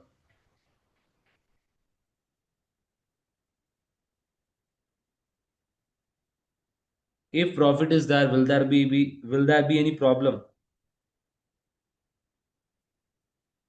No. If it is loss, problem hoga. Sir, if it is a loss, what should we do? We should record the entire loss today only by creating a provision. So it is a link with IS 37 onerous contract. Class में discuss किया था अपन ने. Step number 2, determine the progress of the contract. What is the progress? What is the percentage of work? So there are two methods. Sir, input method. What is the formula? Cost incurred till date divided by total expected cost into 100%. Cost incurred till date divided by total expected cost into 100%. So this total expected cost is what? Cost incurred till date estimated future cost. Sir, output method is what, sir? Work certified value of the work divided by contract price. Then step 3 is revenue. Revenue is what? Contract price into the percentage minus revenue recognized in previous year. Because this percentage is what's a cumulative. Cost of sales will be what? Actual cost incurred. Step 4 will be what's a calculation of contract asset or contract liability. So what does contract asset, contract liability means? Understand. Contract asset means what? Contract asset arises when the entity has done work for the customer and revenue has been recognized, but he did not receive the amount. Company has not received the amount or invoiced it. Contract liability means what? Arises when the entity has invoiced for the customer or received the payment, but work is not done. So you have to calculate this also.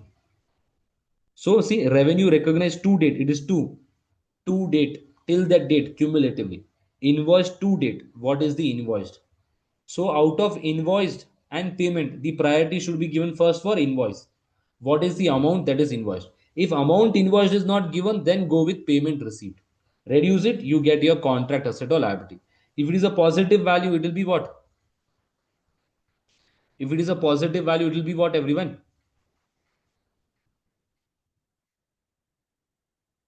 Contract asset. Negative, contract liability. Yes, sir. And one more important point, everyone. Progress cannot be measured. If it is difficult to measure the progress, in that case, what? We are not able to, it's difficult to calculate the percentage, then what should we do? Revenue should be recognized only to the contract cost incurred, and it is probable that the amount is recoverable. So, if the calculation of the percentage is difficult, what we will do? One simple thing we will do. What is that one simple thing? Sir, whatever cost we have incurred, let's take 100. And out of this 100, I know that I will receive this 100. My revenue also will be 100. Sir, 100 is the cost which you have incurred. But out of this 100, sir, I will receive 80 only. So 80 will be my revenue. Simple. So with this, this is completed. Input and output. Let us take one question.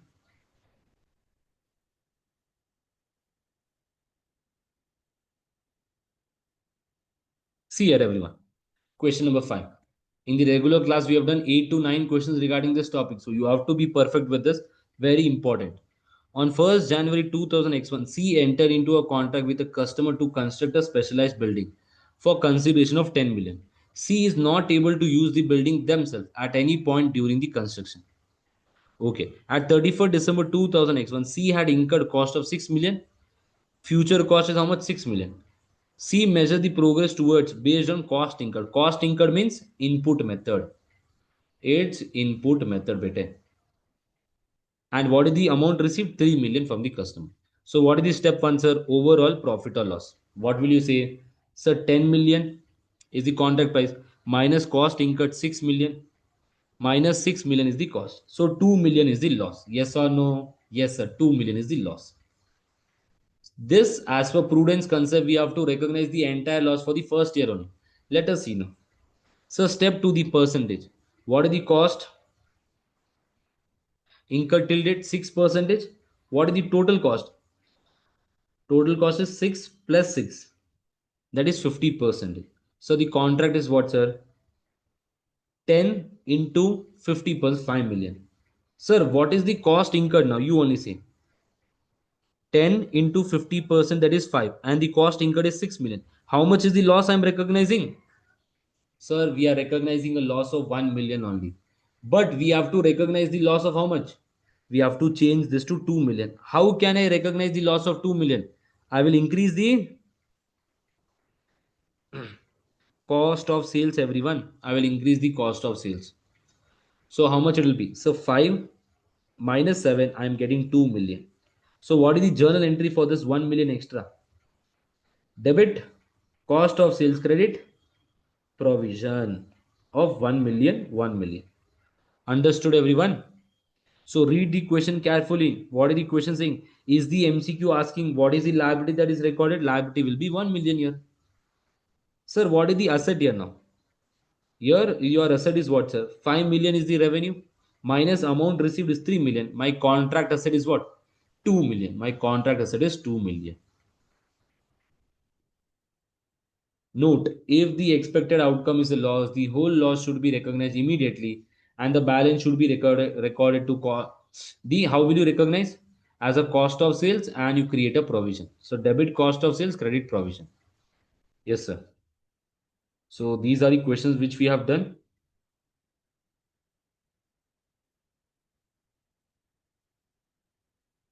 Question number 9, question number 10. Yeah. Now coming to the special cases principal and agent, a very important topic. And in your exam, what is the question that will come? That can come. I will say you that also. So principal and agent. What does this mean, sir? A is there. A wants to sell its building. A wants to sell the building. A is hiring a broker. For this broker, A is paying 5% commission. This broker will find customers. Yes, sir. Now, which company or which A can I say, does broker have the right to set the price or A limited? A limited has the right to set the price. A limited has the responsibility to sell what? The building to the customer. So here A limited will record the revenue on what basis? Gross basis. Broker will recognize the revenue on what basis? Net basis. Commission, only commission. So broker will recognize revenue of what?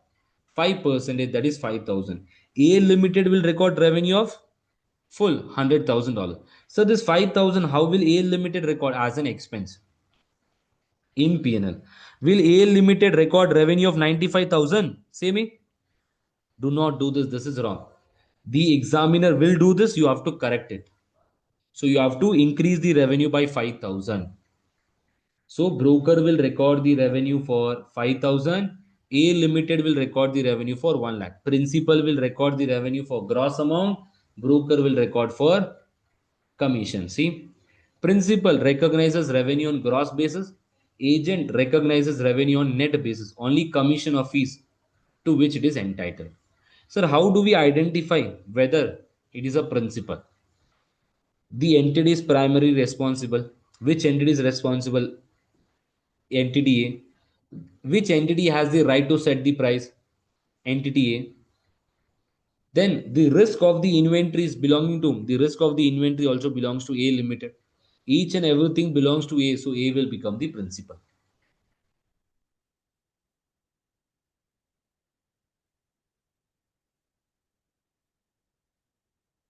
Everyone see this question. Question number 3. Say me what is the answer for this one. And this only comes in your MCQs. I've seen a lot of times, more than 5 to 6 times, this MCQ in your exam.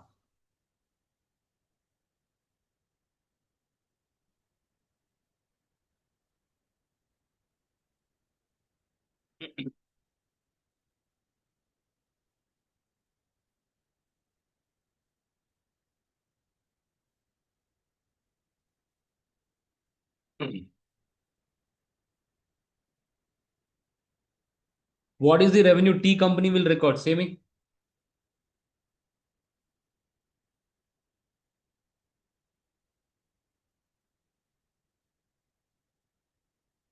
T company will record revenue of what? T company has received 100. But will T company record this full amount as this one? No. Only 5 rupees. So what is the entry T company will record? Debit revenue of 5. Debit what? Yes or no? I know, sorry. Debit bank, that is 100. Credit revenue of 5. What is the remaining credit? Liability of 95. Liability of 95, sir. Yes, sir. This is a frequent test. See now?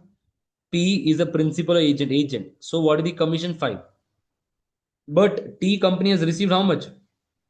Have received the entire 100. So they will record 100 as the cash, 5 as the revenue, and 95 as the liability. Then see the next one. Second question.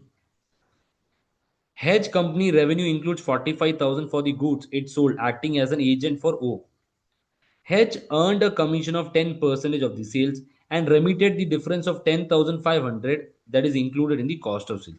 Now you only say Hedge is what, sir? Hedge is an agent or principal. It is an agent here. So agent should record revenue for 10% only, but they are recording revenue for what? 45,000. And the cost of sale is what? This one. So the revenue should be what for? 4,500. But what is the revenue they are recording? 45,000. And they have recorded this as a cost of sales. Will this be a cost of sales for agent? You only see me. It will not be a cost of sales for agent. So what should we do? We have to reverse it. What is the correct entry? Sir, we have to remove the revenue by 40,500 and cost of sales by 40,500. See, remove the revenue by 40,500 and remove the cost of sales also by 40,500, because the revenue should only be for 10 percentage, and for broker or for an agent there will be no cost of sales. Directly they will record income of 4,500, but they have recorded this, we are removing it. So these are the two types of questions that comes in your single entity as well as what? Your MCQ. Then coming to warranties. What are warranties? There are two types of warranties: assurance warranty, service warranty. Sir, assurance warranty, how is the accounting done? Assurance warranty, it is a standard warranty. The accounting is done as per IS 37. So, debit warranty expense, credit provision. So, service warranty, it is an additional warranty. Sir, how do we do the accounting for this? As per IFRS 15. See here, today I go to an Apple store, I purchase an iPhone. I get 1 year warranty. That 1 year warranty is accounted as per IS 37. The store is saying what? Apple is saying that you can pay 2,000 rupees extra and take 1 year warranty extra. You pay 2,000, we will give you 2 years extra warranty.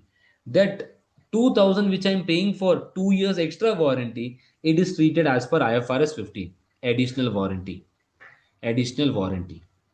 So standard warranty is part of what? IS 37. Additional warranty or service warranty is part of IFRS 15. The 2000 is treated as a separate performance obligation. As a separate performance obligation. Yes, sir. So your warranty part is done. This also comes in your MCQ. Then consignment arrangement.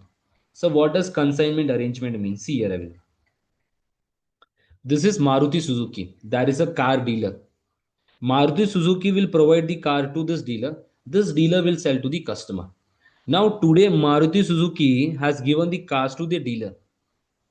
But Maruti Suzuki is saying what? You have 6 months' time. You have 6 months' time. In this 6 months, whenever we want, we can take the car back from you. Whenever we want, we can say you to send this car to some other dealer. Whenever they want, they can say us. So M company Maruti Suzuki is giving the car to the dealer. The physical possession is with the dealer, but whenever Maruti Suzuki wants, they can take it back. Whenever they want, they can ask the dealer to give this to someone else. If whenever they want, they can say, is the control transferred? Actually, the control is not transferred. So in consignment arrangement, will Maruti Suzuki recognize revenue today when the car is transferred? No. Here revenue is recognized when the control is transferred. When control, sir, when the dealer will sell to the ultimate customer, or 6 months are done. Once 6 months are done, Maruti Suzuki will record revenue because the time is done. In that case, what we say? In that case, we say it's a consignment arrangement. In case of consignment arrangement, revenue is not recorded today. In future, once the control is transferred. See, no? A consignment agreement is an agreement between a consignee and consignor for storage, transfer, sale, or resale and use of goods, in which revenue is recognized once the control is transferred. So, what are the indicators for consignment? See here. The entity controls the product until a specified event occurs, such as sale of the product to a customer or a specified event. That means the time has been expired. The entity can require the return of the product whenever they want. The dealer does not have unconditional obligation. The dealer will not pay the amount unless and until it is sold to a customer. So revenue is recognized when the control gets transferred. Now everyone, today Maruti Suzuki has recognized revenue of 12,000. And in the question they have mentioned a lot of indicators. These all points they have mentioned. And the question is asking, is this right or wrong? Can I say this is wrong? Maruti Suzuki should not recognize revenue of 12,000. Instead, they should reverse it and recognize this as what? Liability. Yes or no? So read the MCQ carefully. So with this, your consignment arrangement is also done. Then coming to bill and hold arrangement. So in bill and hold arrangement, what will happen? A Limited is selling the lift to Ram. Ram is saying, I'm on a trip. I'm not in India. Ram is saying that I will come back to India after 30 days. So, but AL Limited is ready to transfer this lift to Ram. Now, but Ram is saying what? Ram is saying, I will come after 30 days and collect it back. Now, say me, will AL Limited recognize the revenue today or after 30 days? After 30 days, once the transfer is done. But the standard is saying what? AL Limited can recognize revenue today. When the conditions are fulfilled. What are the conditions in? When the customer has requested. Sir, who has requested here? Customer. Product must be what? Identified. Product should be ready to be transferred. If Ram is saying after 30 days, but after 3 days only Ram is coming to collect it, we should transfer it. And the entity cannot use or sell this. The product must be identified separately. It can be transferred whenever Raju comes and collect. An entity cannot use or sell it. Now a question to everyone. Today I am selling 12,000 worth of goods to Raju. And in the question all these data is mentioned, and the question is saying that company has only recorded revenue of 4,000. Is this right or this is wrong? The data is this total amount, revenue recorded. What is the revenue that you should recognize for the year end? Say me now. Will you recognize the revenue of 4,000 or 12,000? All these conditions are mentioned in the question, because Raju does not have space or Raju is out of the station, etc. Will you recognize revenue of 4,000 or 12,000? Chalo, say me.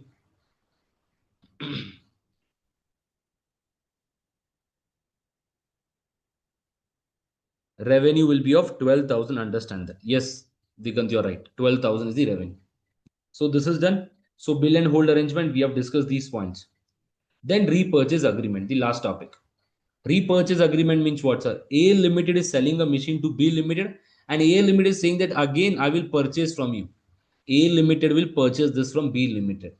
If this is that, we say it is a repurchase.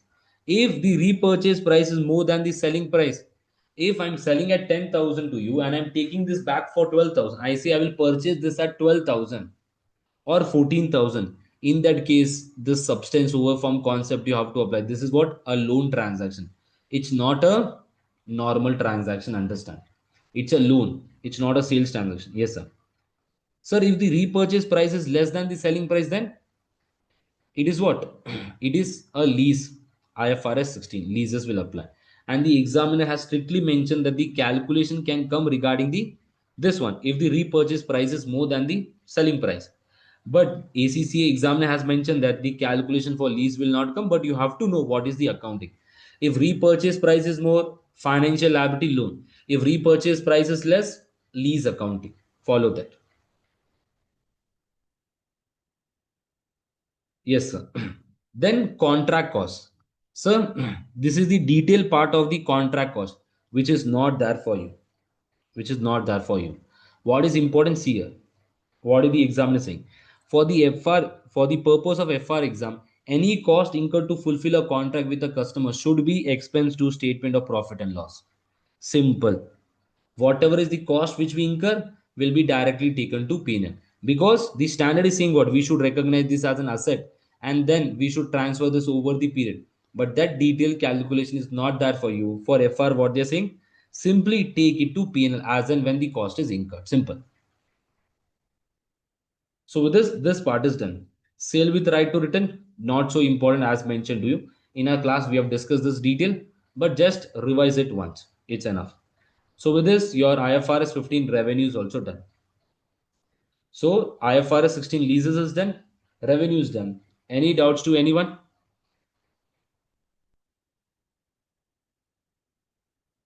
I hope that there is no doubt. Let us take a break, come back and do financial instrument and EPS. Then we'll take a small break and do your taxation part. Break.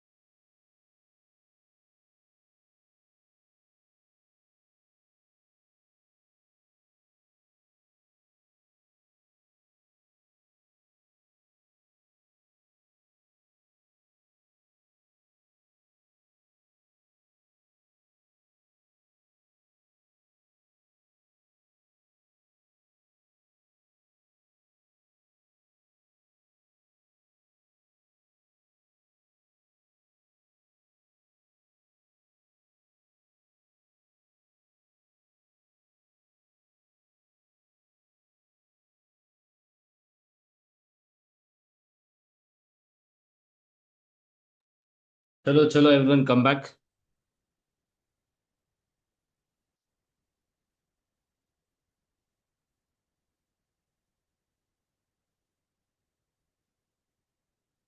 Digant sir सब recall हो रहा है कि नहीं? Yes sir, हो रहा है recall. Mistakes as I'm others also, I hope you're able to record the rules, and I'm mentioning do not do this silly mistake in your exam. MCQ, it's a request like consignment, bill and hold arrangement, repurchase, variable, then your non-cash consideration. All these are the points because see, ACC has been testing input and output from a long. They will test something new, so keep an eye on these small points which I mentioned. Yes sir. Now chalo, let us start with FI, financial instrument, a very simple and a easy standard. I say because you can revise the standard in 5 minutes also. I have given you 3 tables. If you revise that, your work is done. And then factoring का पढ़ना है, 4 topic है. There are 4 topics maximum in this. But chalo, let us do discussion. Financial instruments, sir.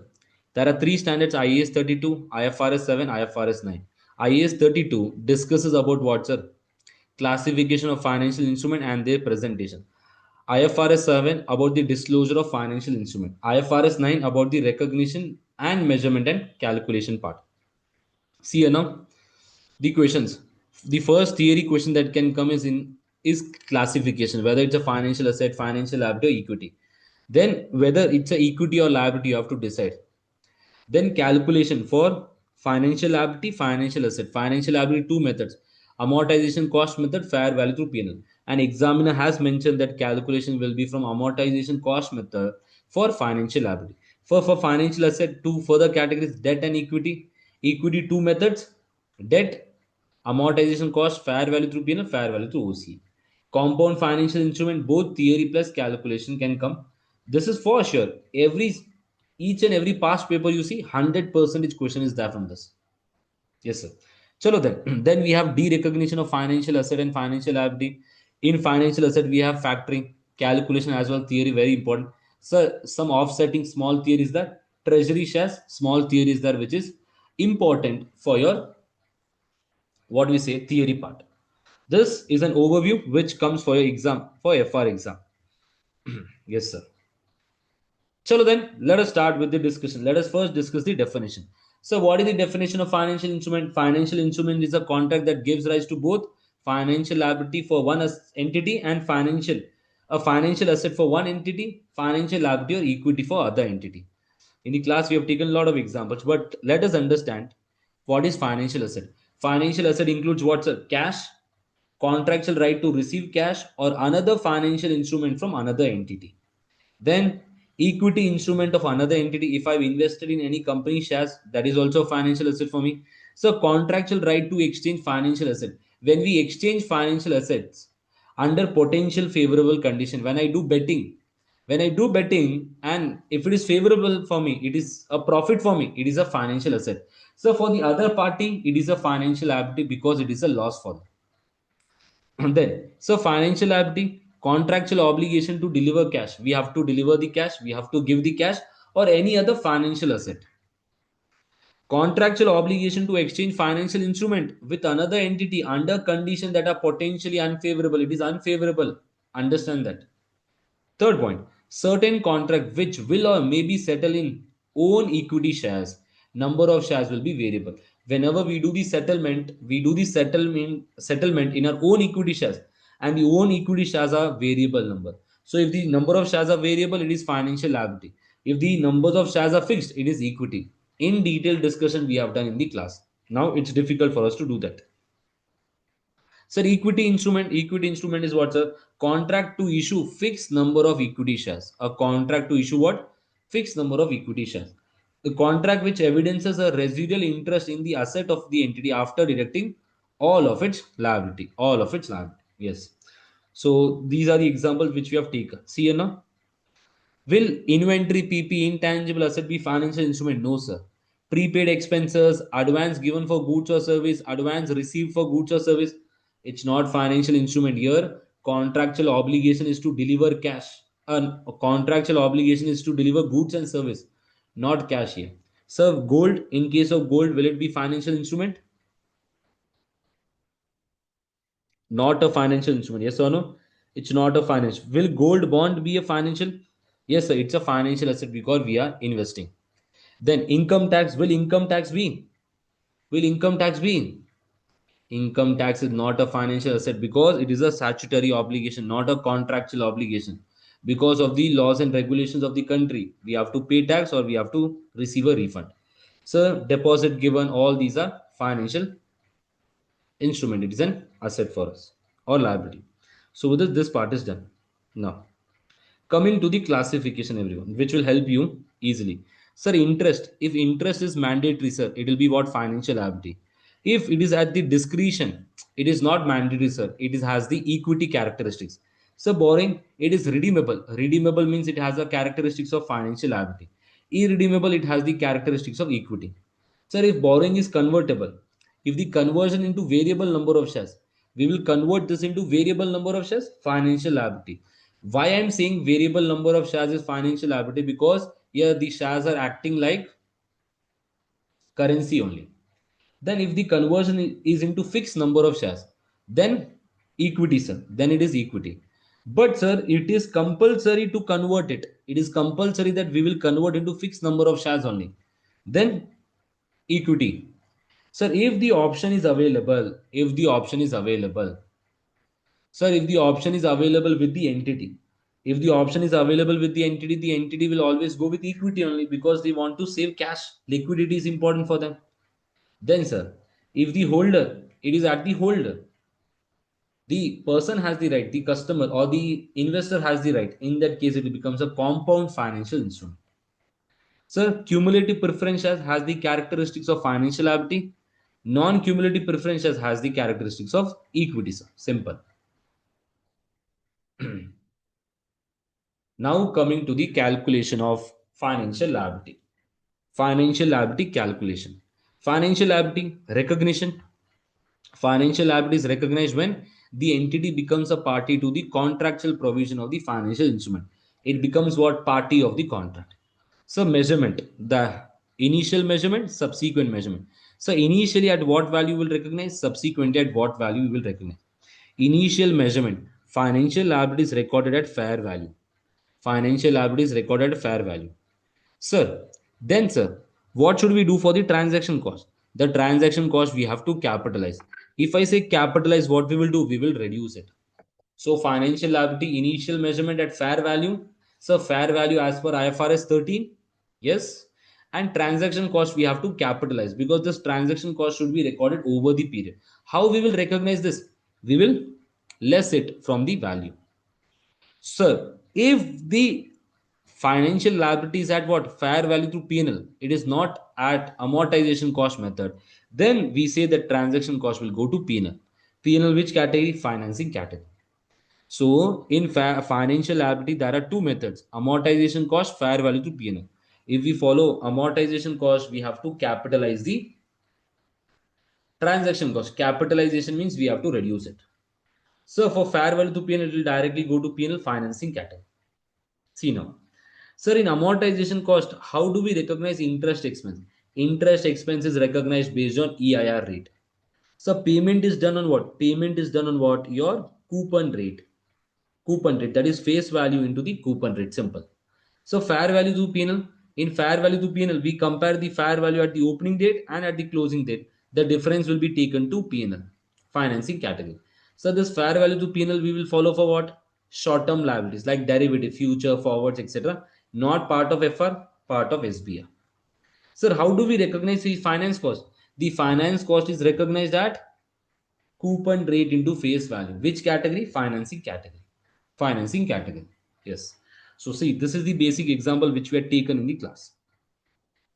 Company A issued bond. Issued means they are issuing. So financial liability. Face value of 20,000. Interest rate is 4%. Term is 5 years. Transaction cost or issue cost is 534. Discount is 500. So after 5 years, redemption premium is 10% of the face value. So the value is what? 20,000. Interest is 4%. Term is 5 years. Issue cost is 534. Discount is 500.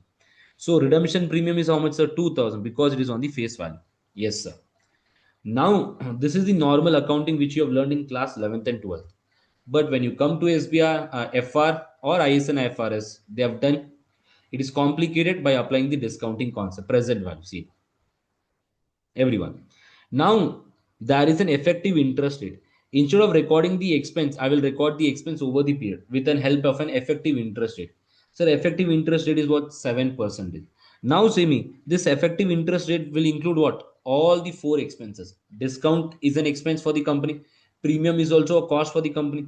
Transaction cost is also an expense, and interest rate. These are the four expenses which the company is recording over the period using the effective interest rate. Payment is done based on 4% coupon rate. So payment will be what? Face value into the coupon rate. So see here now. I see my face value was 20,000. Discount is 500. Fair value was 19,500.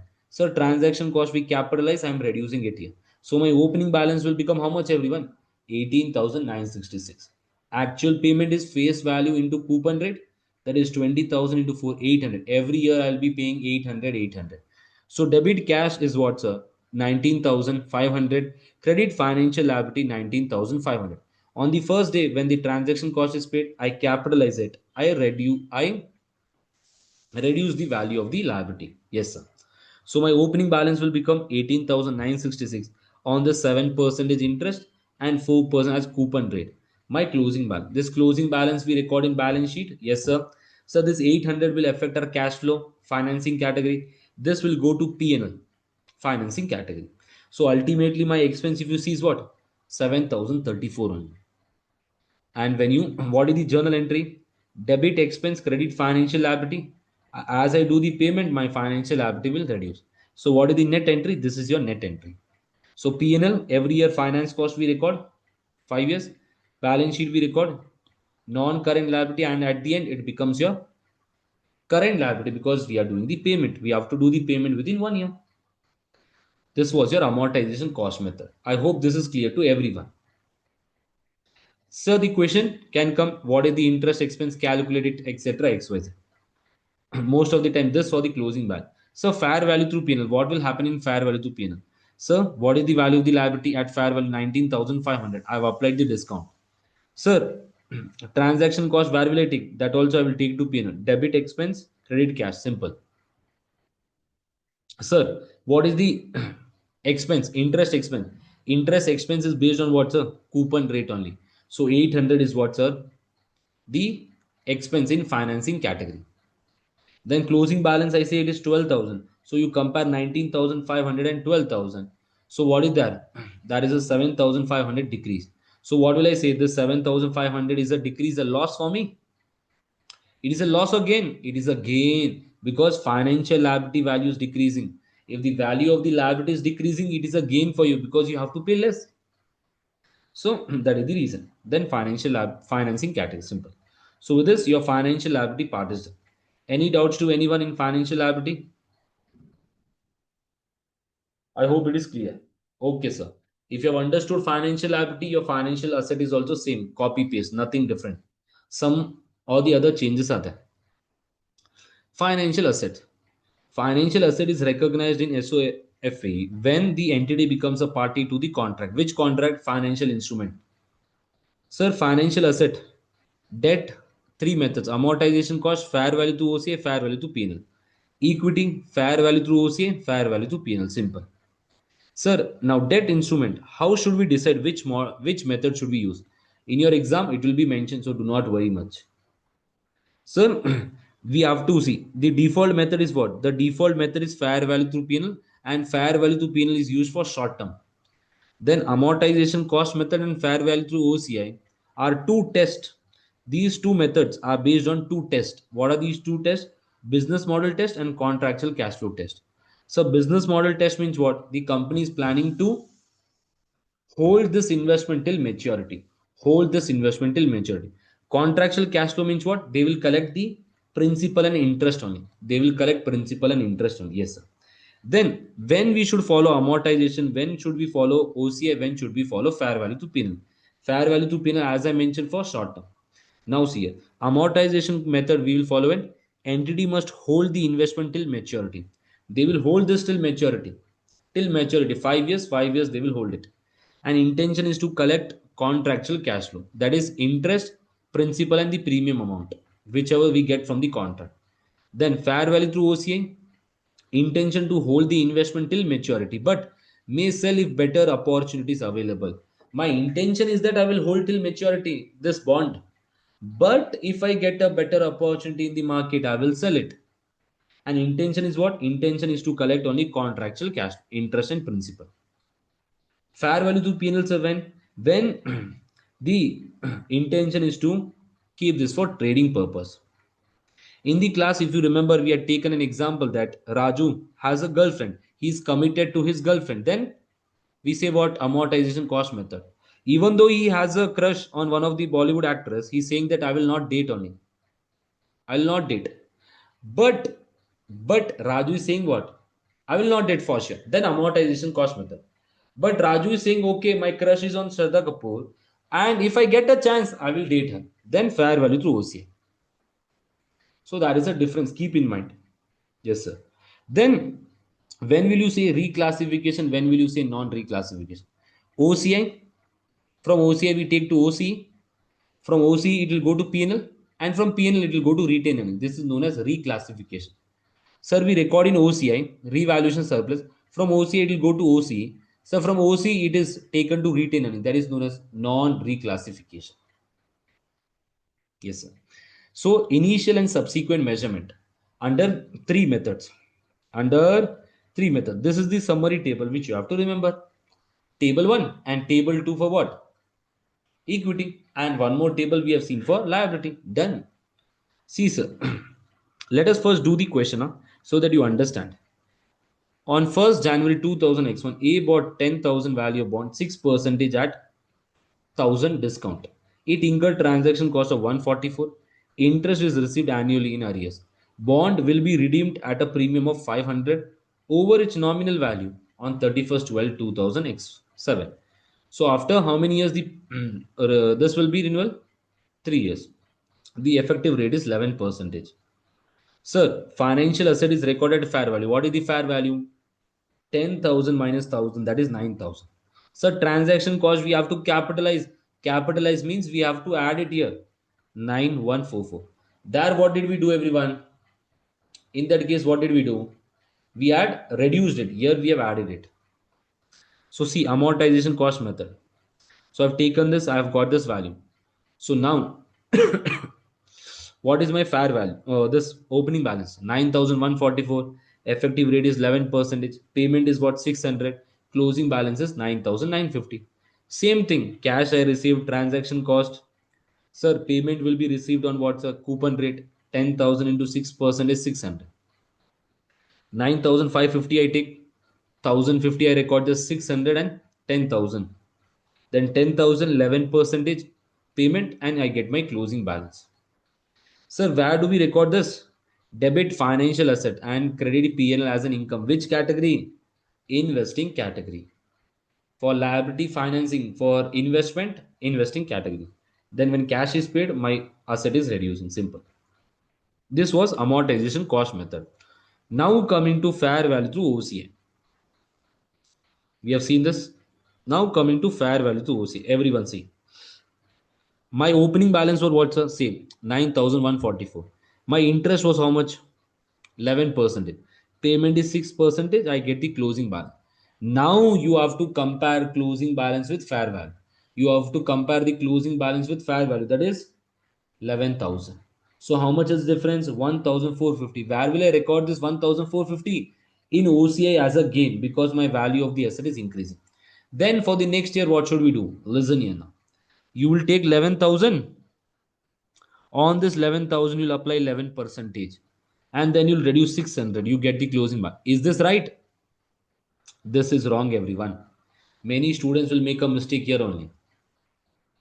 Sir, opening balance is 11,000, but the interest and the payment will be same as amortization cost method. What was under amortization cost method? 1,050. So you will not blindly apply on this 11,000 11 percentage. The interest will be same as amortization cost. 600 payment, we get the closing. For closing, we will consider this. A plus B minus C, you get D. Then you compare with the fair value. I say your fair value is 10,400. So that is a decrease in the value of the asset. If it is a decrease, I will record this as a loss in the OCI. So then for the third year, what will happen? 10,400 will come here. Will you record on this 10,411 percentage? No, do not do this. So 10,400, the interest will be same as this amount, and the payment is also same. I get my closing balance. This closing balance I compare with my fair value.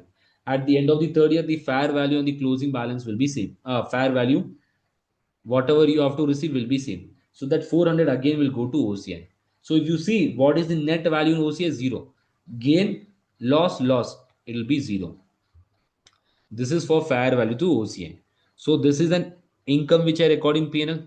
This is the cash which I pay. And what is the extra one thing? OCI value. OCI value, if asset value is increasing, debit financial asset, credit OCI. If financial asset value is decreasing, credit financial asset, debit OCI. Interest and payment will be same as amortization, but to calculate the closing balance, we have to consider the new opening balance. So interest will be same. Sir, in OCI, we have the balance.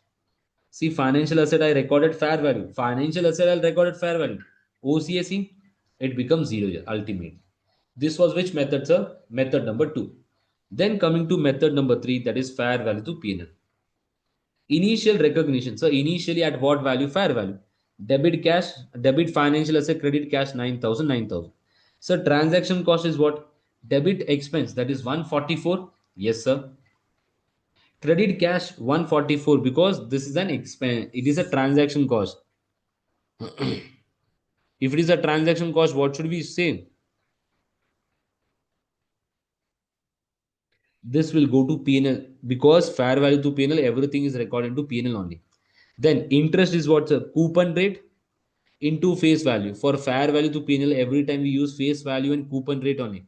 That is 600 into which category? Investing category. Then I see the fair value. I say the fair value became 11,000. So I compare 9,000 and 11,000. What is my gain? 2,000. Where will I take? Straightforward to P&L. Simple. So the P&L one is easy. So now coming to the table which we are mentioning. Amortization cost, fair value, fair value, fair value. Transaction cost, capitalize, capitalize, add it. Expense to P&L investing category. Recognize income based on EIR, based on EIR, same as amortization cost, based on coupon rate into face value. Subsequent measurement, amortized cost, fair value minus the difference. Fair value, the difference is recognized in OCI. Then fair value difference is recognized in P&L investing category. Interest income, investing income, investing income, investing income as an income, investing category. Derecognition, so gain or loss will go to P&L.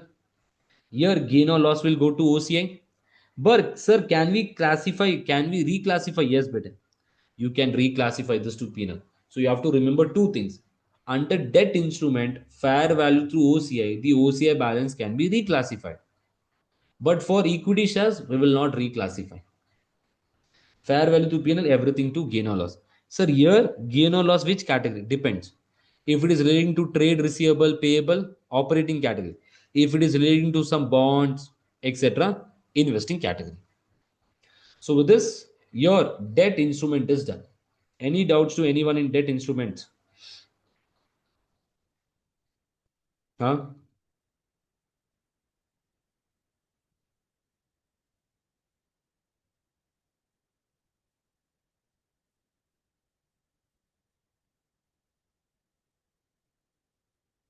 See now everyone. Equity. Fair value to P&L, fair value to OCN. There are two methods here also. Let us take an example. A purchased shares of Reliance for 1,800 on 1st January 2024. Transaction cost is 50, fair value is 1,950. I say we are following which model? Fair value to P&L. So I record financial asset at 1,800, this one. Transaction cost, which what will I do? Transaction cost I will take to P&L because fair value to P&L, everything is recorded in P&L only. Then sir, the fair value is how much? 1,950. So what will be the fair value increase, sir?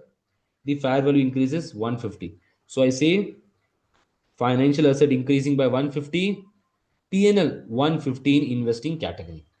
Sir, if we receive any dividend from Reliance company, take it to P&L as an income.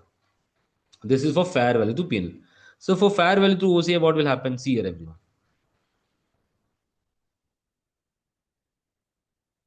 Debit financial asset 1800, credit cash. Now this transaction cost is capitalized. This is the difference here. Transaction cost is what, sir? Transaction cost is capitalized. When you capitalize the transaction cost, see, you increase the value of the asset by 50, cash is going out by 50. So what is my value of Reliance company shares in the book? 1850. Now I say the fair value is what? 1950. What is the increase? 100 is the increase, sir. Where will I record this 100 increase? In OCI, not in P&L. Yes, sir. So the carrying amount becomes how much? 1950. And today the today on this date we are selling it. When I'm selling it, what is the gain here again? So cash is coming in for 2000. So financial asset is going out of this. That gain also is recorded in OCI, not in P&L. Will you reclassify this? Will you reclassify this to P&L? No, not allowed. You can't reclassify to P&L. So in OCI, what is my balance? 100 plus 50. Transfer to P&L? No, bete. You will transfer to retained earnings. How will you transfer this? You will transfer to what? Retained earnings. Yes, sir. So with this, your equity instrument is also done. Very important for MCQ. Huh? The second case comes for your MCQ most of the time. Initial recognition, fair value, fair value. Transaction cost, P&L, capitalize here, add it. Dividend income, P&L, P&L. Subsequent measurement, difference in P&L.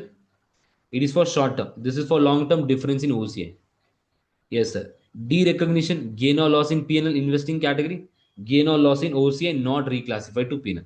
And once we choose this method, can we shift back to P&L? No. It is irrevocable. Once we choose, we have to stay in fair value to OCI. So with this part is also done. So financial asset, financial liability part is done. किसी को कुछ doubts?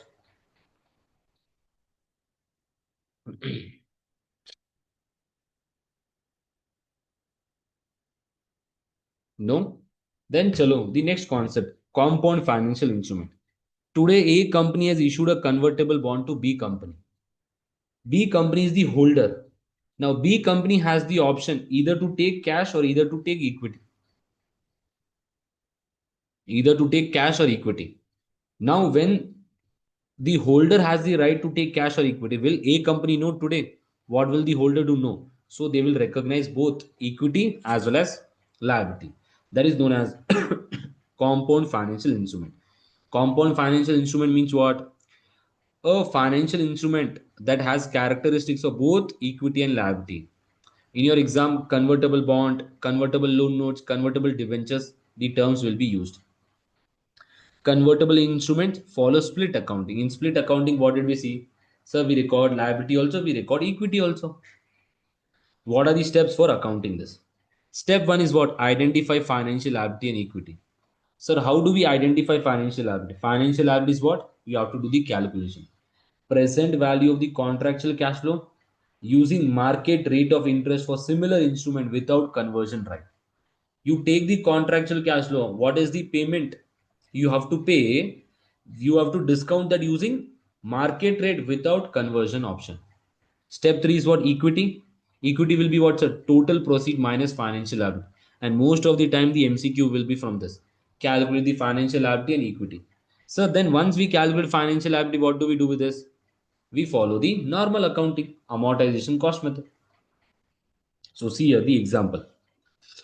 A company issues 4% convertible bond at a nominal value of 50,000. Interest payable annually in arrears. Each 100,000 bond is convertible at any time up to maturity into 400 equity shares. So they are saying for this 50,000, for each 1,000 value we are giving 400 shares. So how many shares in total? So 50,000 divided by 1,000 into 400, that is 20,000 shares. The market rate applicable to non-convertible bond is 6%. So we will discount using 6%. The present value is given here. What amount will be shown in financial liability as equity financial liability and equity, and the accounting for the first 3 years.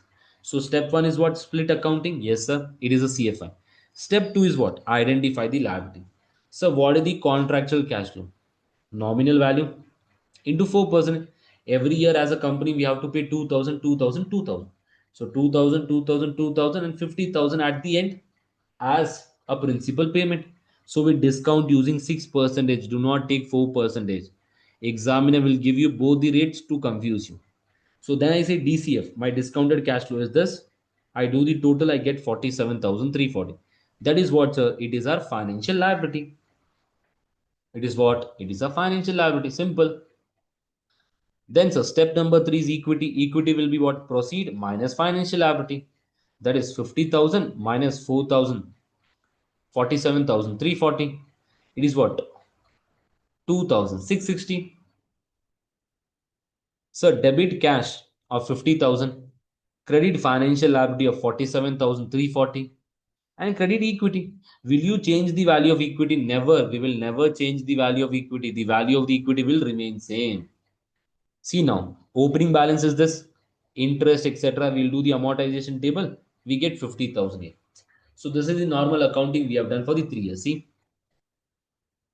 and equity is recorded here. Now, when you do questions regarding single entity, in single entity, if they have given convertible bonds and they've asked you to prepare what? Statement of changes in equity, do consider this value there. Many students will do this mistake. After calculation, they will forget to take in statement of changes in equity. If a question comes, then sir, after 3 years, what will happen? After 3 years, either we give cash. If I give cash, cash is going out. My financial liability will reduce of 50,000. But sir, what will I do for the equity? I will take this equity to retain earnings. I'll remove the part and I will take to what? Retain earnings. Sir, if shares are given, in that case, what will happen? How many shares we have discussed? 20,000. So my financial liability will reduce. Sir, we reduce our equity also. So share capital will increase by 20,000 into 1 because the face value is $1 and the remaining will be taken to share premium.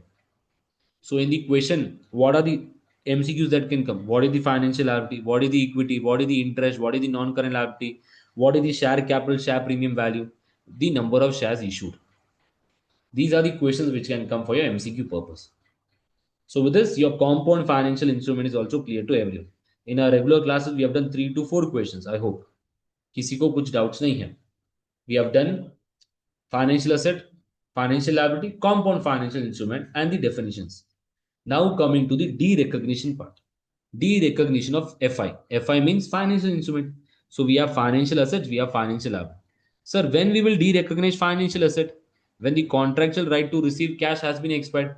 Today I have a receivable in my book. I receive the cash. So I derecognize the receivable. So if your right to receive the cash has been expired or you are selling the asset to someone else, when you sell, the risk and reward should be transferred. At that time, we say we de-recognize the financial asset. The difference between the carrying amount and the amount received will be what? Gain or loss. So this gain or loss, where do we recognize? In 99% in investing category, 1% in operating category, if it is belonging to what? Receivable. Yes, sir. So for financial liability, the same. Financial liability will be de-recognized when the obligation is discharged. We do not have any obligation, cancelled or expired. The difference between carrying amount and amount paid will be taken to penal as a gain or loss. Depends which category. So 99% it is into financing category. 1% to operating category like your payables, etc. Yes, sir. This is a basic understanding. Now for your exam, what is important? Factoring. Factoring. See now. A Limited is there. A Limited has a receivable of 10,000. A Limited has given a credit for 3 months, but they require the fund today only. They require the fund today only. So B Limited is saying that we will pay you this 10,000 after 3 months, not today. But A Limited is saying I need the money today only. So this A Limited will go to what? A person, any company or a person. Ram. Ram is saying what? What will I do? I will give you the money today, and I will collect from B Limited in future. Ram is saying what? I will give you 8,000 today, but I will collect 10,000 from B. You mentioned no issues, Baba. Today I'm getting the money. I'm happy with that. So now see what can happen after 3 months. After 3 months, B Limited is only paying 3,000. If B Limited is only paying 3,000 to Ram, what will Ram do? Ram has two options. Ram will sit and cry, or Ram will go back to A Limited and he will say, give my remaining balance. Simple thing, no? B Limited has given 7,000. Let us say, not 3,000, 7,000. So that 3,000 is a loss. Ram will sit and cry, or Ram will go back to A Limited and ask the amount. Yes, sir. Now see here. If Ram can go back and ask the money, see here now. Ram will cry. Yes, sir. If Ram is crying, that means is he going back? No, sir. He's not going back. So in that case, what do I say? Risk and rewards are transferred. In that case, if Ram will go back also, A will say, I will not pay even 1 rupee. In that case, A Limited has transferred the risk and rewards. So A Limited de-recognize the asset. So this is without recourse. It is without recourse. Without recourse means A can't go back. Ram cannot go back and ask the money from A Limited. Without means we can't go back. In that case, this is a genuine sale. We will de-recognize the asset and we will do the accounting here. But I say Ram can go back and ask the money. If Ram can go back and ask the money, can I say it is what? With recourse? If it is with recourse, that means what? Is the risk and rewards transferred by A Limited? A Limited has not transferred the risk and reward. So what we will say, risk and rewards are not transferred. So the accounting should be done like a loan, a financial liability. The accounting is done like a loan, a financial liability is recorded. Yes, sir. Simple. This is what your factoring thing, which we have done. A very important for MCQ point of view. So you have to identify whether with recourse or without recourse. Then coming to the next topic, offsetting. Sir, can we offset a financial asset and a financial liability? See now, A Limited has a trade receivable of 1,000 from B Limited. A Limited also has a trade payable of 800, and vice versa here also. Trade payable 1,000, trade receivable as well. Sir, can we record net off as 2,200 receivable and 200 payable? Can B Limited record a net off and A Limited can record a net off? Yes, when the conditions are being fulfilled. When the conditions are being fulfilled. See, what are the conditions? Financial assets and liabilities may only be offset in very limited circumstances. When has a legal enforceable right to offset the amount. A legal enforceable right should be there. Legal enforceable right means what, sir? That both the parties should agree and they should have mentioned in the contract. Simple. Then, sir, intents either to settle on a net basis. Intention should also be there. Both the parties says our intention is to settle on net basis, then no problem. Or it is and here. But in this second one also there are two things. Or to realize the asset and settle the liability simultaneously. To realize the asset and settle the liability simultaneously. That means B Limited will pay 1,000 and immediately A will give 800 on the spot. You give me 1,000, I will give 800 out of that. That is known as what? Settlement, that is done simultaneously. In that case, offsetting can be done. Yes, sir. Then the last topic, treasury shares. Treasury shares means what? Company will buy back its own shares. Why will the company buy back its own shares? To gain power, etc. XYZ. In that case, how they will treat this? They will treat this as a reduction from the equity. Either the company will buy the shares to issue in future. The company will buy today and they will say that what? We will issue this in future. If not, what? If not, they will say that we will cancel it. If not, we will issue this in future. If they cancel it, there will be a gain or loss. If the company will cancel, there will be a gain or loss. And that gain or loss will not be taken to P&L, it will be taken to retained earnings. Sir, if they are not cancelling, they are keeping with themselves, we will reduce from the equity. We will show a reduction from the equity and we will show as a separate line item. Simple. So with this, your treasury share is also coming. So with this, your FI is completed. So three major standards are completed. Leases, revenue, and FI is done. What is pending now? EPS and taxation. Let us do EPS. and then take a break, come back and do the taxation part. EPS, nothing is that 6 types of question which you have to see, not more than that. चलो चलो everyone same ही. Are you able to recall? कैसे चल रहा है सब? बढ़िया कि नहीं? याद आ रहा कि नहीं? That is important. और फीलिंग बर्डन कि सर बर्डन हो रहा है. Last days you have to little bit be focused. Starting with IS 33 EPS, very important standard. A question can come regarding calculation of EPS, weighted average number of shares, then what is the diluted EPS, restate the EPS, all these type of questions. No. EPS, earning per share. Share means what? Ownership part of the business. Earning means income, sir. So if AL Limited has made today 10,000, $100,000, and there are 20,000 shares, each person will get how much? $5. Simple. Now, if I say A company is making 5, B company is making 3.3, which company is good? Obviously, you will say, sir, A company is good. You will say, sir, that A company is good because now say me, here this IS 33 will not teach you any debit or credit. Excuse me, it will only teach you to the calculation of what? Calculation of your EPS. The objective of EPS theory. What is the objective of EPS? Sir, EPS is used to compare EPS of different entity. We can compare EPS of Reliance with Adani. We can compare EPS of Reliance in the previous year and the current year, of the previous year and the current year. Yes, sir. Then scope. EPS is prepared for separate financial statements as well as consolidated financial statements. For both the things, we prepare EPS. Sir, where do we present EPS? EPS is presented in your P&L. In your P&L. Understand that. So what are the types of EPS? There are two types of EPS which you have to understand. The first one is what? Your basic EPS. The second one is what? Diluted EPS. And in the class I've given, what does diluted EPS means? Diluted EPS means in future, if the number of shareholders are increasing, the earning also will decrease per shareholder.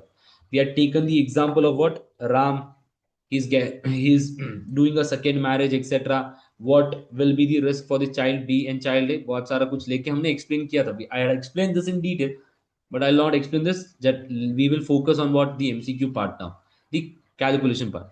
So in basic EPS, there are three things: market price, bonus issue, right issue. Three things. In diluted EPS, you have three things. That is share option and convertible bond. Convertible bond means what? Compound financial instrument. So 5 points and the 5 calculate, each and everything has a different calculation. We have to focus on this. So chalo now, what is the formula for basic EPS? The formula is what, sir? Profit attributable to ordinary shareholders. Ordinary shareholders means equity shareholders, divided by weighted average number of shares outstanding during the period. Weighted average number of shares outstanding during the period. The number of shares. Sir, how do we calculate the profit attributable? Profit after tax you take, you minus the preference dividend. You minus the preference dividend. Then you get what? Equity shareholders part. Equity shareholders part. If preference dividend is equity part, we reduce here. If preference dividend is a liability, we have already deducted that from the profit figure. So no need to consider again. Now see here. What is the formula for profit attributable to ordinary shareholders? Net profit or loss for the period, whatever is your net profit or loss, profit after tax, minus preference dividend. Minus preference dividend. Sir, if preference share is liability, a question to everyone. If preference share is liability, can I say the dividend paid is a finance cost? And that finance cost is already reduced in the it is already reduced from the profit. It has been taken in financing category. Do not again consider it. It will be double count. But if it is a equity, we reduce it. And minus NCI. In case of what, sir? In case of your consolidated financial statement, we reduce it. Note, will OCI be part of the EPS? Never. OCI will never be part of your this one. Then see, if we have redeemable and irredeemable preference shares, what is the accounting treatment? So redeemable preference shares, dividend paid, it is an interest. So it will be part of the finance cost. So no need to consider again. So irredeemable shares. If it is cumulative preference shares, always we have to deduct from the profit after tax figure. Sir, if it is non-cumulative means it will be mentioned. If it is declared, then only we have to reduce it. But in the exam, it is cumulative only most of the time. So see, this was the first question which we had done regarding the consolidated statement of profit and loss. What is the profit here?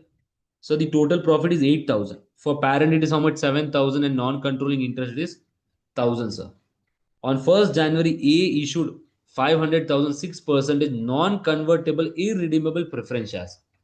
A dividend of 6% is declared. It is non-cumulative irredeemable preference share. A also had in issue 900,000 5% redeemable shares.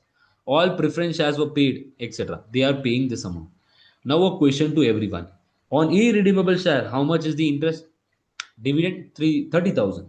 On redeemable, 45,000. Can I say this 45,000 is part of the financing category? Finance call, it has already been considered. Will you consider it again? No, better. Then, sir, 800,000 minus what, sir? 30,000 that belongs to what? Irredeemable party. And minus 10,000 of what, sir? Minus not 10,000, minus this value, which belongs to whom, sir? Which belongs to your NCI. Which belongs to the NCI. I have reduced it here. So with this, this is one more zero in. So with this, we get this value. So this is the right option. So be aware the question requirement is what. Now coming to the next part. Weighted average number of shares. Weighted average number of shares in what, sir? Market issue, bonus issue, and right issue. For each one question we will take. Sir, issue of shares at market price. If the shares are issued at market price, company A had 400,000 $1 equity share in issue on 1st April 2000 XY. On 10th October, on 1st October 2000 XY, it issued 60,000 shares at a market price. Profit for the year ended is what, sir? 31st March 2000 X6. And the profit is what, sir? 57,000. Calculate the basic EPS. The profit is 57,000. Year end is 31st 3 2000 X6. Now, what will many students do? They will take the profit figure of 57,000. They will divide by 4,60,000. This is wrong. This is unfair. The existing shareholders will say that this 60,000 shareholders are after 6 months. So after that, give them profit. So listen, we have to do a weighted average calculation. So see how will you do? How we will do, sir? So this 4 lakh shares are for how many months, sir? 12 months plus 60,000 for 6 months. Or the other way is what? The timeline approach, which we have learned. Here 4 lakh shares. Sir, after how many months there is an issue? After 6 months there is an issue. So 4 lakhs for 6 months. Okay, yes, sir, issue is there. I consider that issue and into 6 by 12. So what is the value I get? I get this as the value. That is this value. 4 lakh plus 30,000. 4 lakh 30,000. So I will say what? 57,000 divided by 4 lakh 30,000 is the weighted average number of shares. So with this I will get what? With this I will get my EPS. EPS. So is there any doubts to anyone in market issue? For market issue, we have to consider the weighted average, the timeline we have to consider. So see here now. Sir, if there are 2 to 3 market issue during the year, for each and everything you consider. Simple thing. That is 2 lakh shares, year 40,000, 20,000 and 10,000. So for each and everything I will consider. See. This detailed calculation will not come, but for understanding purpose, I'm saying. So with this, your market issue is done. Then what is the next thing? 4 to 5 questions we have done in the class. Then coming to the bonus issue. So bonus issue means what, sir? Bonus issue is also known as what? Scrip issue, capitalization issue, or free shares. Free shares are given. If free shares are given, will the company receive any cash? No.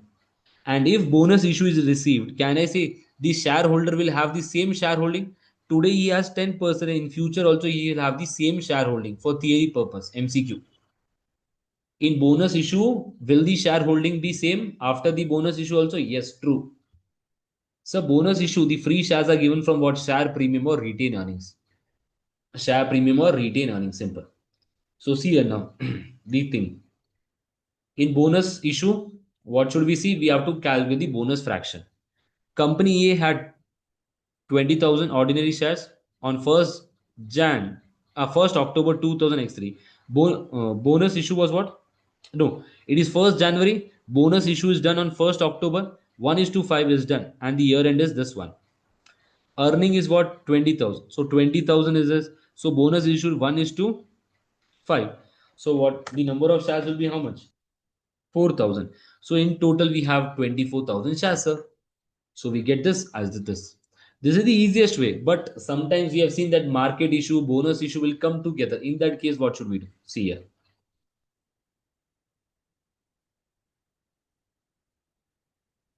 So here on this date, we calculate bonus fraction.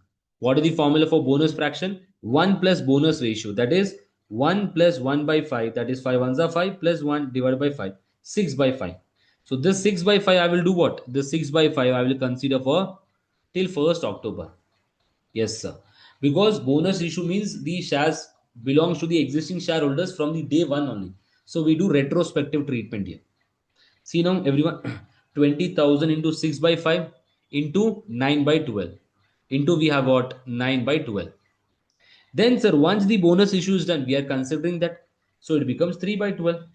So the weighted average number of shares we get 12,000 only, 24,000. So with this we get the EPS.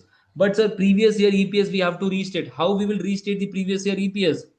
Now when we restate the previous year EPS, what we will consider?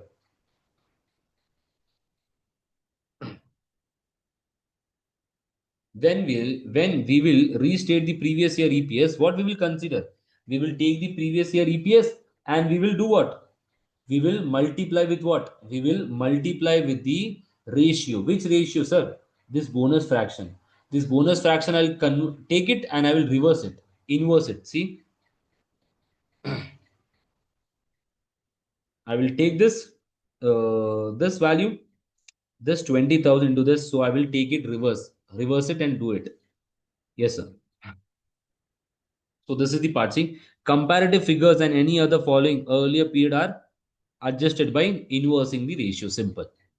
This is the theory for the bonus issue which we have discussed. Yes, sir. So with this, the bonus issue is also done. See here, everyone. Here, my bonus ratio was what? In the question number 2, my bonus ratio was, or bonus fraction is 8 by 7.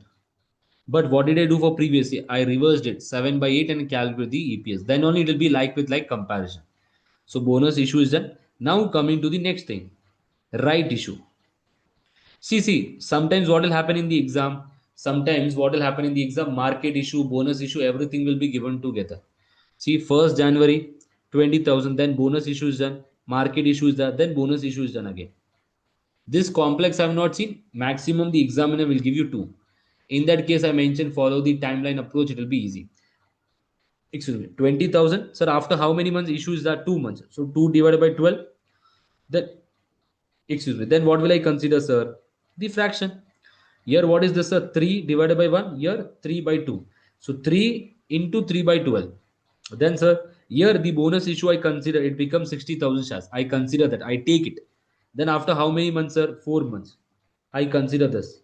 Then after the market issue of 10,000, I add it. Still bonus impact is that. I will adjust it. And then at the end, I will consider the bonus part and I will do the adjustment. I hope everyone knows this. Whenever there are two things, market issue, bonus issue, how to do it. Because very important, we have seen examiner giving market issue, bonus issue together, or market issue and right issue together. Then coming to right issue now. In right issue, what do we see here, everyone? In right issue, what do we see?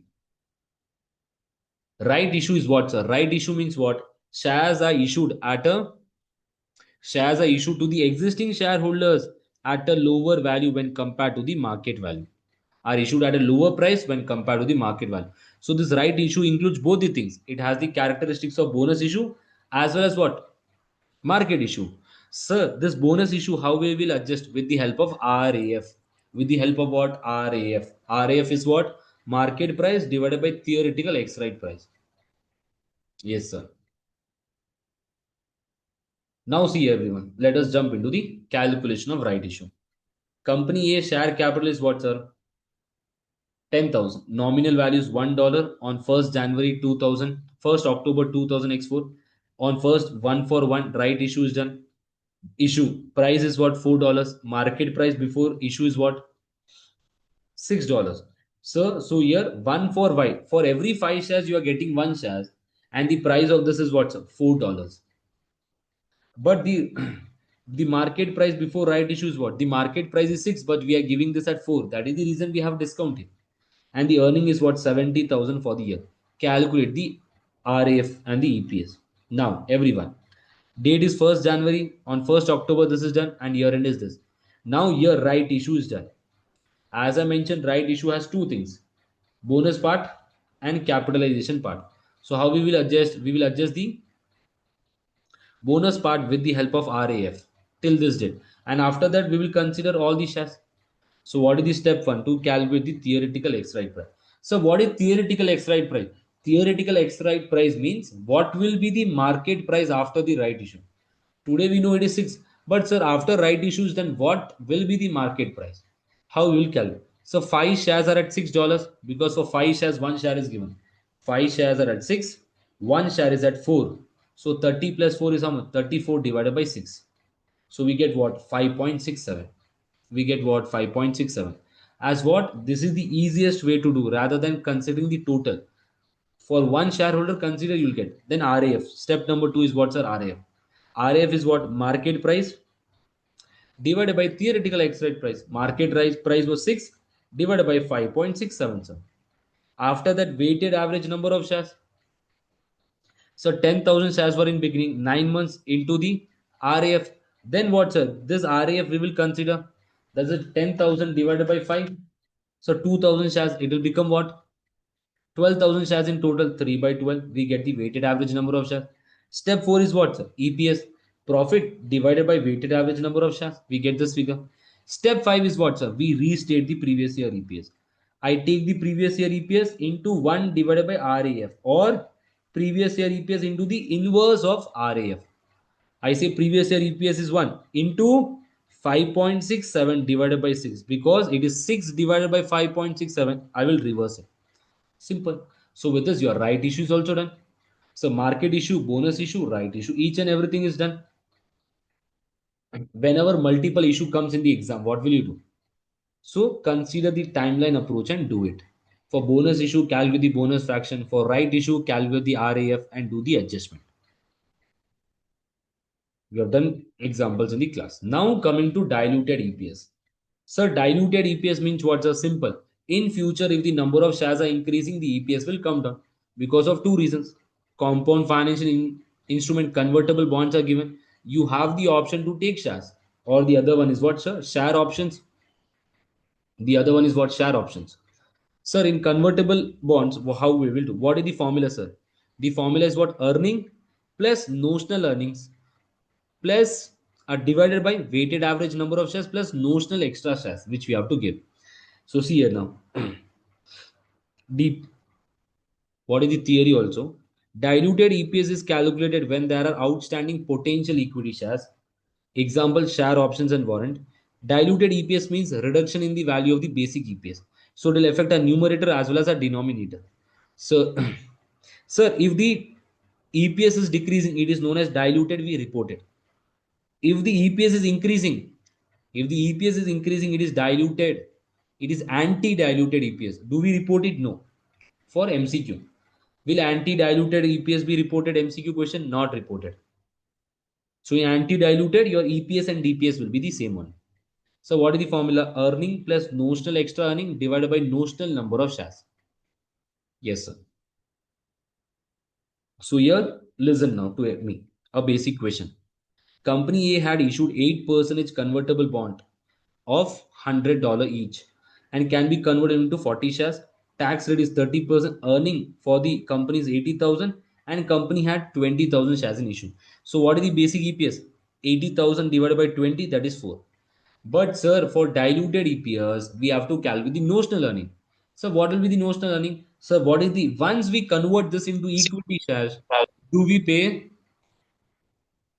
Yes. In case of diluted EPS, this there will be a saving in interest. There will be a saving in interest because so once it is converted, once the shares are converted, it is converted into shares. Do we pay interest? No. If I'll not pay interest, I will save that. Yes. So how much is that saving? 800. But this will increase my tax. So what is the net saving for me? 560. 10,000 into 8, that is 800 into 70%, that is 560. So 560 I will consider here, simple. And divided by 20,000 plus notional shares. Sir, 10,000 is the value, divided by each value is how much? 100 into 40 shares, that is 4,000 shares are given extra. So you have to calculate this and calculate the value. It is what diluted EPS in case of convertible bonds. Then in lot of the questions what we have seen, no, that they give you a number of this one conversion option. Which one will you select? The highest one we will select. Simple. We will select the highest one, which 124. This is one problem. And the other problem here is what? The interest. If the interest is for 9 months, see now here in the question, the year end is 31st December here. But when did they issue this convertible bond? If you see, the convertible bond was on 1st April. So 9 months. The interest also will be 9 months. This notional shares we will take, that also should be 9 months. We have to time a portion. We have to time apportion it. These are the two issues which you have to consider in diluted EPS. So if there are multiple conversion options, select the maximum one. If the convertible instruments are not at the beginning, then the interest is taken for 9 months. Then 9 months or 6 months, the denominator also should be time apportioned. Simple. So with this, convertible bond is done. Then coming to share options. In share options, what will happen, sir? In case of share options, options and warrant to subscribe for shares. An option is given. Today, I give an option today to you that after 3 years, you can purchase my company shares at a price which is determined today only. It is fixed. In future, the price is 10, but today we have fixed a price of 5 rupees. Then in that case, can I say I am giving you free shares? Value is 10 rupees, you are paying me 5 rupees. That 5 rupees is a benefit for you.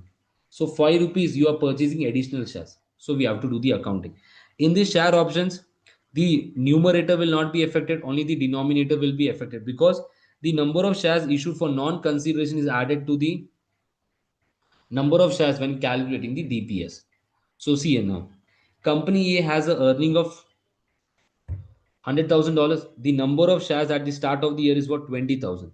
Company A had issued share options of 10,000 shares, and the at 3, and the market the average price is what? The average market price is $5. Calculate the EPS and DPS. So earning is 1 lakh divided by 20,000. That is 5. Now when we calculate DPS, will the numerator affect? No, only the denominator. Sir, in market the price is 5, but you can purchase the shares at 3.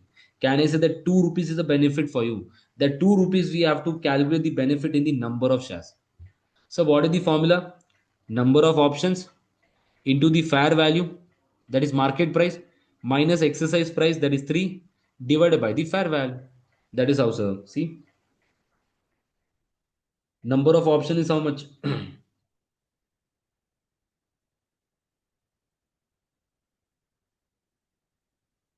See, the number of options is 10,000 into what? Into your fair value. 5 minus 3 divided by 5. So if you do this, how much will you get? You will get this 4,000. So this 4,000 we have added it back here.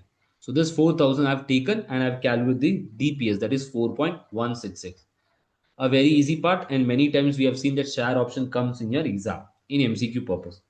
So with this, your EPS part is also done. So theory is pending. Let us discuss theory, which frequently repeats in your exam. EPS is a figure used to compute a major stock market indicator. That is what P ratio. We will discuss what is P ratio in your ratio thing. Then EPS is affected by the company's accounting policy. Yes or no? As we change the accounting policy, the profits are affected and it will lead to manipulation. Yes, sir. If it leads to manipulation, will the comparison be like with like no? Theory question. EPS is a historical figure and cannot predict future earning. Yes, sir. EPS is based on the historic data. It is not predicting future things. Now, with the help of EPS, will an investor invest in the company? Not possible. They will see what? They will see other aspects also. Customer satisfaction, cash flow, manufacturing effectiveness, innovation, etc. So, where do we present this? In statement of profit and loss. So we have seen one example also here. So what are the disclosure? From disclosure also MCQs are there. The numerator which is taken into calculation. The weighted average number of shares. The denominator, what is that? Then if DPS is there, diluted EPS is there, in that case, what is the potential number of shares which we have to issue in future? What is the DPS, diluted EPS? And if it is anti-diluted, you have to mention in the notes to accounts.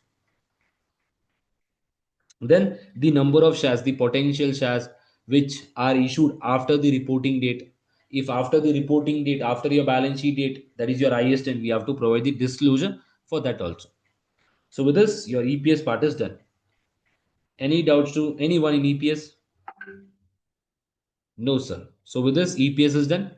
Now what we will do, let us take 10 minutes break, come back, and we will do IS 12. It will take 20 minutes, not more than that. Taxation is not so big. It's simple. You have to know in DTA or DTL simple. So it's 8:58 now. Everyone be back by 9:08.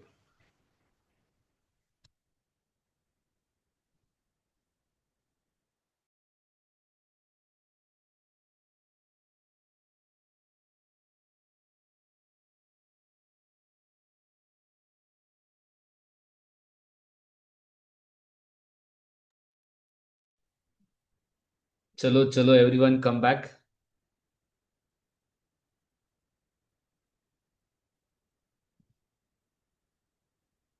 Digant sir ने Thums up दे दिया है, श्रेया ने भी दे दिया, others sir थक गए sir हम आज, ऐसा नो टायर्ड कि सर इतना सुन रहे सर बैठ के 3 घंटा हो गया, we are listening only sir from that time.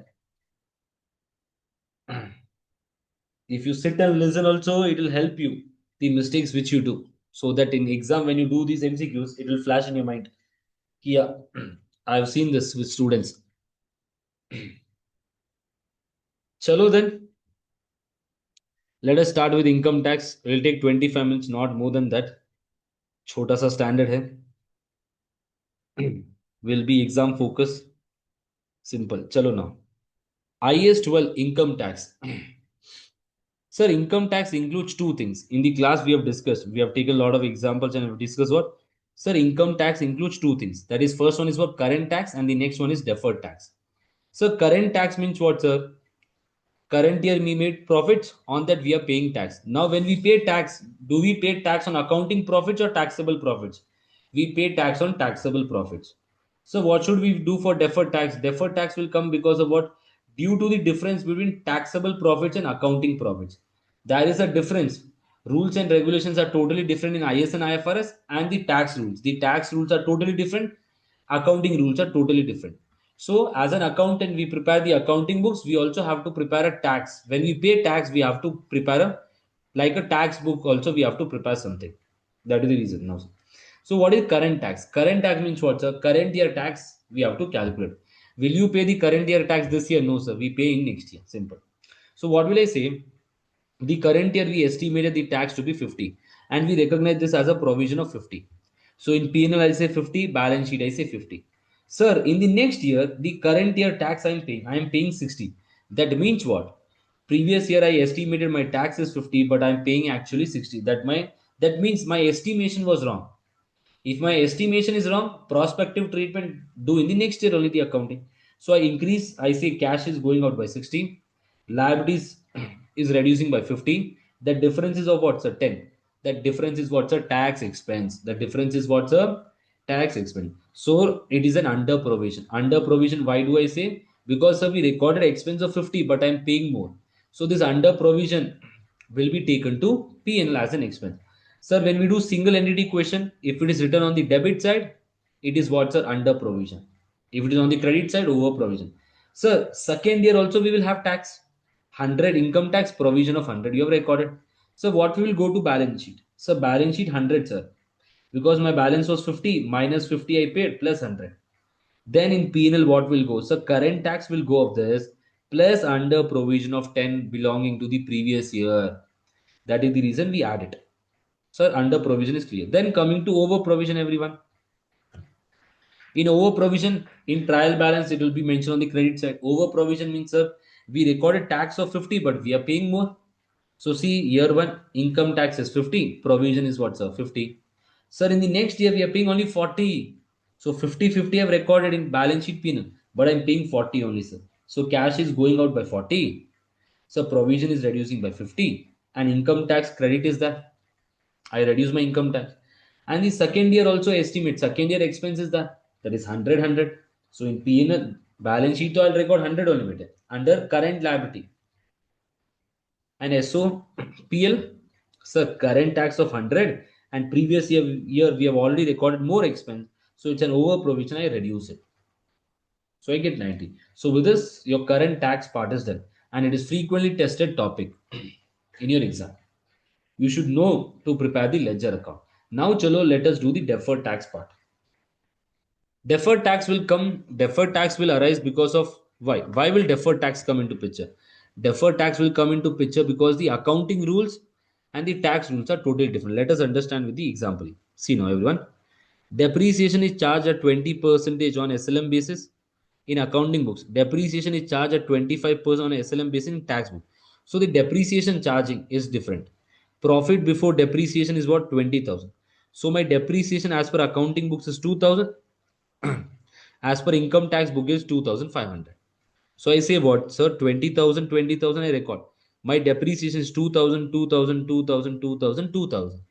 I say 18,000, 18,000. On this 18,000, if I calculate the tax, that is 30%, it comes to 5,400. But actual tax, how much I'm paying? See, I'm reducing 2,500 here, 500, 500 for 4 years because we can claim depreciation for 4 years only. Why? Because the value became zero here. So what is my taxable profit here? 17,500, 17,500, 17,500. So the tax rate will be what? 30%, 5,250, 5,250, 5,250, 5,250. Simple. So what is my total income tax I'm paying, sir? If I see my total income tax is 6,000 in the last year. Now you see, ki, sir, we have to pay 5,400, but you're paying 5,250. You will be happy saying, sir, we are paying less income tax. Okay, you are paying less today. Every year you're paying less 150, but in future you are paying extra that 600. You're paying that 600 extra. Why, sir? Because of temporary difference. We have to pay ultimately 27,000 only, but today I am not paying. In future I will pay more. So today I am paying less, in future I pay more. It is DTL, deferred tax liability. If I pay more today and future I pay less, deferred tax asset. Simple. Sir, should we remember this approach, sir? This is P&L approach. You should follow balance sheet approach. In the class we have done, see what is the balance sheet approach saying? You simple. Tax books, accounting books, we say this is what carrying amount, sir. इसको क्या बोलते हैं? Carrying amount. So this also will be say carrying amount, but confusion will be there. So instead what we say this as tax base, we call this as tax base. So the carrying amount in the accounting books 8,000, here 7,500. So 500 is the temporary difference. Then, sir, how much is the difference? 1,000. What is the difference then? 1,500, and the difference is 2,000. So the difference is increasing. So this difference will create what? The difference will create a DTL. It will create a deferred tax liability. We'll see the rules also. So see, so how much is the DTL? 150. 500 is not the DTL. Many students will do mistake in this. So read the single entity question carefully. Whether they have given you the DTL, whether they have given the temporary difference. Use the tax rate and calculate it. So next year, how much is DTL? 300.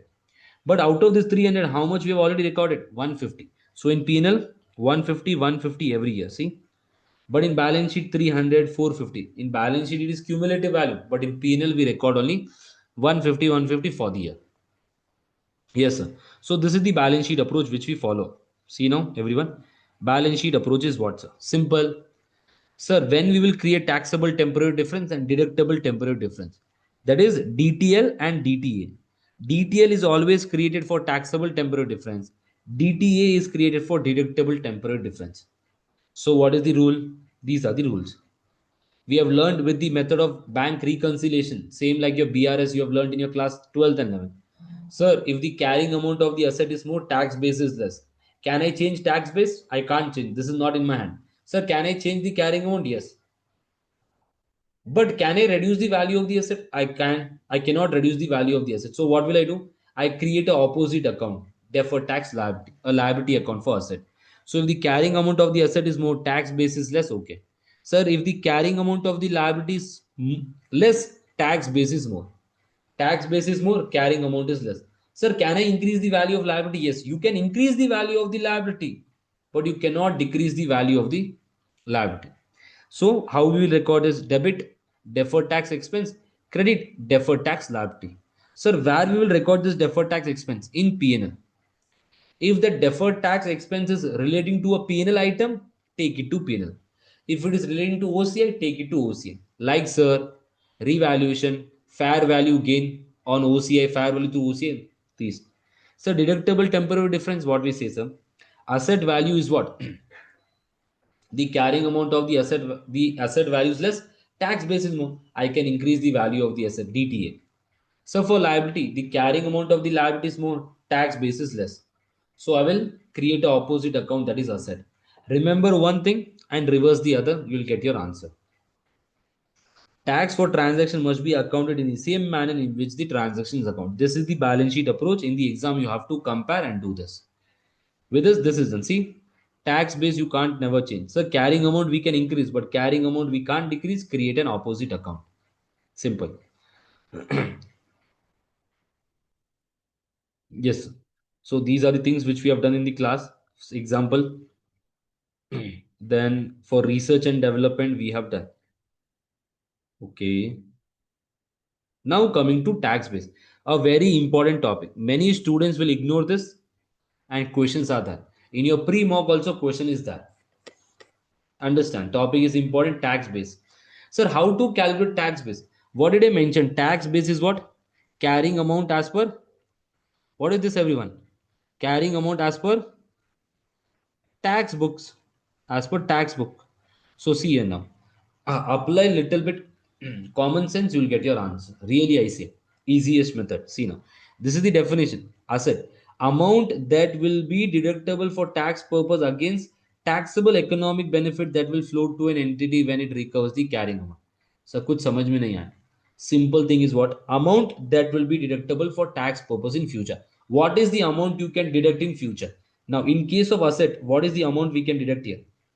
Can I say out of 10,000, if I've already deducted 2,500 for the future years, how much is the deduction I can claim? 7,500. That is my tax base. Simple. Sir, if economic benefit will not be taxed, if that benefit is not taxed in future, then the tax base and the carrying amount will be the same. For liability, so what is the tax base for the liability? Tax base is what? Carrying amount minus amount that will be deductible for tax purpose in respect of that liability in future. See here now, interest accrued. I have an interest accrued. So in my books, I recorded a liability or not? I record a liability or not? Interest accrued, whenever I have to pay an interest, what will I say? I record a liability. But will tax authority recognize a liability? No. Tax authority will never recognize this as a liability. They say what? We do not believe in this accrued, prepaid, etc. They say what? See one thing. In accrual, they will not believe. See, tax base of liability will be what? 1,000. That is carrying amount of liability minus amount that will be deductible in future. Sir, in future we can claim the expense. If interest accrued is there, you have already claimed the expense in your P&L. But will the tax authority allow this 1,000 as an expense today? No. Tax authority is saying that in future you can claim, not today. So in future I claim, my tax base will become 0. Yes, sir. So this is a basic question which we have done in the class. See now, for factory, the carrying amount of the asset was, cost was 90,000, 900,000. The carrying amount was what, sir? $800,000. And the received tax allowance of what? $270,000. You have already claimed how much?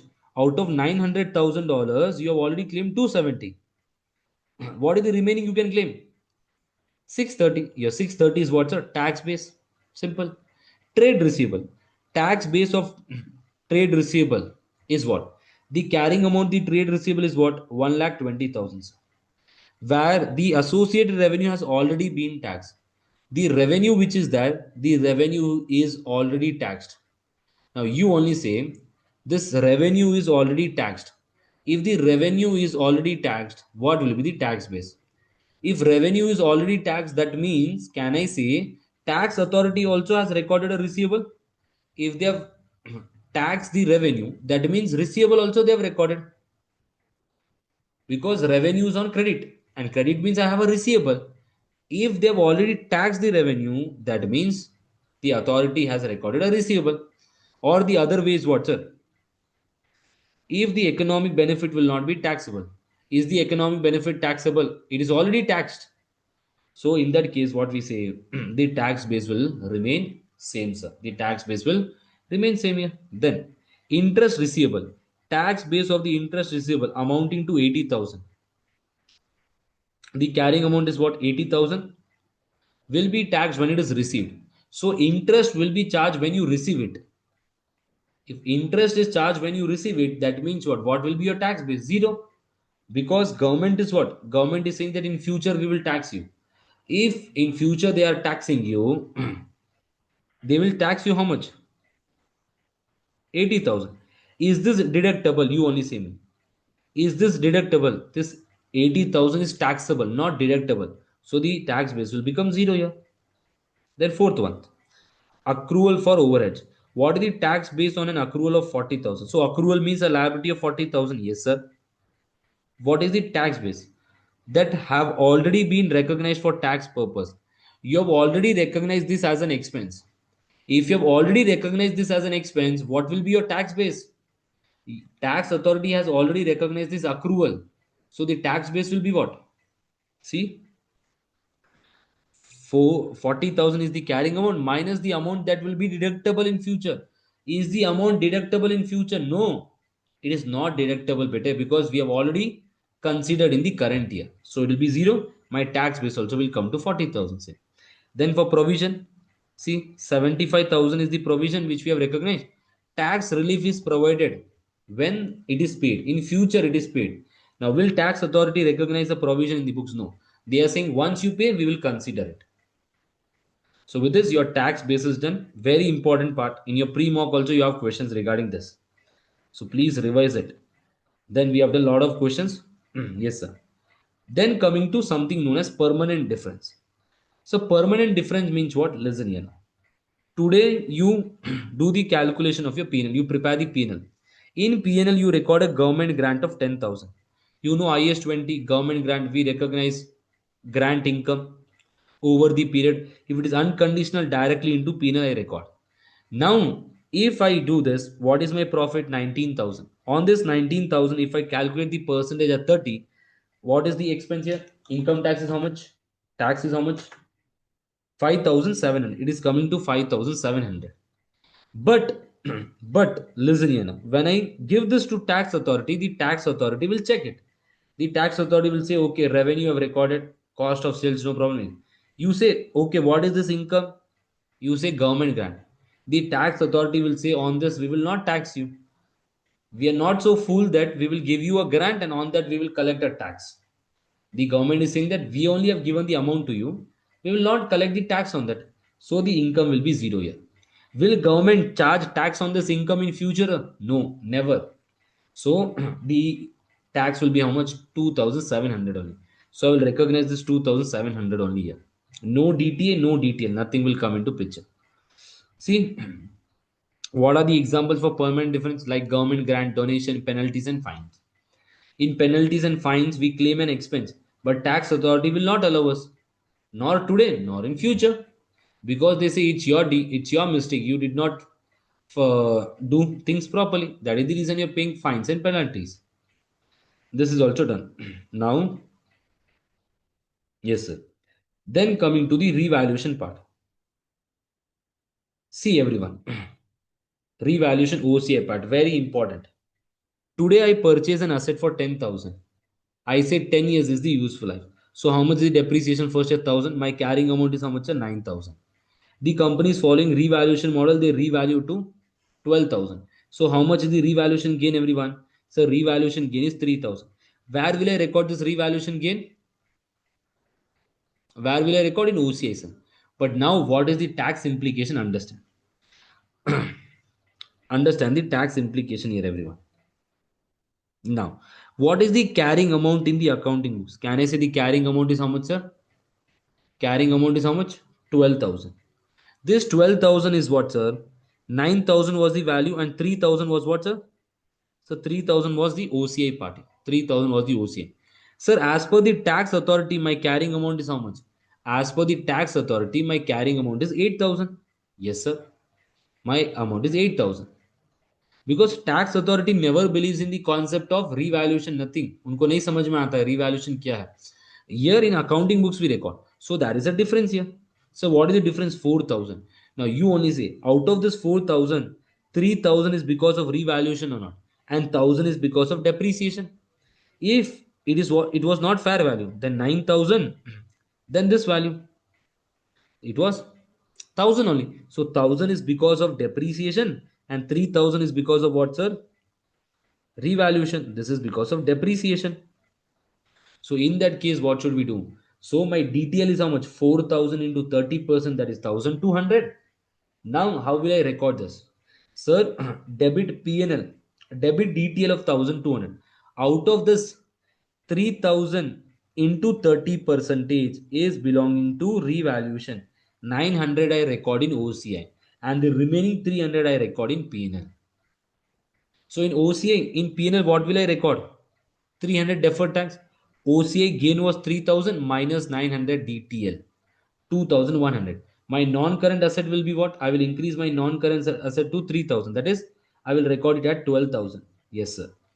Then my retained earnings will be what? I will reduce my retained earnings by 300 because there's tax ka impact. And my revaluation surplus will be what? 2100. So in case of revaluation, whenever revaluation gain is that, revaluation gain is going to OCI, relating to that deferred tax also will go to OCI. So deferred tax on revaluation we have seen. Revaluation gain, take to OCI. Revaluation loss to P&L. Yes, sir. Then coming to gain on loss on financial asset. Sir, financial asset, just we have discussed now that financial assets are recorded at fair value through P&L or fair value through OCI. Sir, if fair value through P&L or OCI they have recorded, sir, if the fair value is more, it will create what, sir? A deferred tax liability. If the fair value is more, it creates a deferred tax liability. Sir, if it is a loss, it creates a deferred tax asset. And where should we record this? Deferred tax asset is recognized in the same section of the profit and loss. If it is fair value through P&L, gain is going to P&L. Income tax also will go to P&L. If it is fair value through OCI, gain is going to OCI. Your tax also will go to OCI only. Yes, sir. So this is also done. Then tax rate. So which tax rate we have to use? A question will come. So for current year, when we have to pay the current year tax, we use the current tax only, which is announced by the government. Sir, for deferred tax, what should we do? For deferred tax, we have to use the tax rate when the deferred tax asset and liability will be settled in future. That means what? Current year, I use current tax. For deferred tax and liability, I will use future rate. So do we know the future rate? Yes, you will only be knowing the future rate for 1 year. Because next year tax rate, the government will announce this year only. You know it, use that. And then in the expected manner or recovery. If the tax is on capital gain tax or property tax, use that. If I have a property gain, I'm selling a property, I have a gain. I've shown this in P&L. So for that property, you have to pay a tax on 30 percentage, not on 20 percentage, which is the normal rate. So I'll use the 30 percentage tax rate. Yes, sir. Then what are the practical steps to solve your question? See now. Step 1, calculate the carrying amount of assets and liabilities. Yes, sir. Step 2, calculate the tax base of assets and liabilities. Step 3, calculate the temporary difference, DTA or DTL, TTD. Determine the tax rate. Then calculate the difference, the closing balance. Because DTA, DTL are based on the carrying amount of the assets and liabilities. And the carrying amount of the asset and liabilities in balance sheet, it is an accumulated value. Step 6, Balance, compare the balance of deferred tax calculated under the step 5 with the opening balance. Any difference will go to P&L or OCI. See this way, debit credit opening balance, you get the closing balance. If it is on this side, it is a charge to P&L as an expense. If it is on this side, it is a credit, it will reduce our income tax. So see here now, sir, how do we show? Deferred tax asset is shown in non-current asset. Deferred tax liability is shown in non-current liability. We offset it and show, we do the offset and show the value. For deferred tax, do we follow discounting? No. Already this standard is complicated. If you bring in discounting, it will be complicated more. So these are the full questions which we have done in our regular classes. Not see now. Then coming to unused tax loss, the last topic. Unused tax losses means what, sir? Whenever profit is there, we pay tax to the government. If loss is there, will the government give you tax?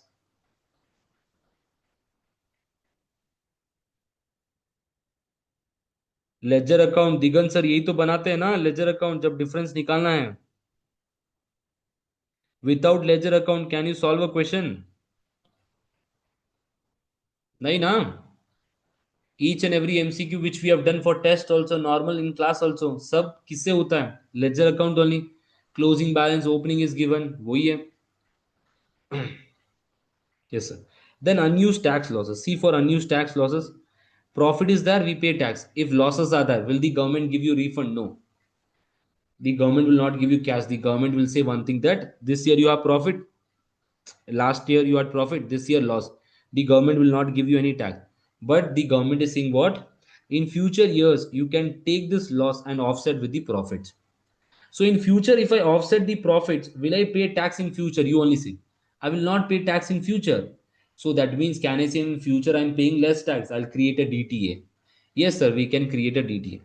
An entity should recognize a deferred tax asset against unused tax loss if it is probable that future taxable income is there. In future, profit should be there. If in future profit is not there, how can you utilize the losses? And which profit? Not accounting profit, taxable profit. And the government should allow to carry forward it. The government should allow, saying that you can carry forward this, no issues. Okay, sir. At that time, we can recognize the DTA. But sir, in future, I say my profits are only 1,000 only. Now my losses are 2,000. Can I record the DTA on this full 2,000? No, I can record the DTA on only this 1,000 ka value. Only on 1,000 I will record DTA. So this was the one of the question which we had done in the class. So this was the summary which you have to keep in mind. ये रहा आपका summary that you should remember. See now everyone.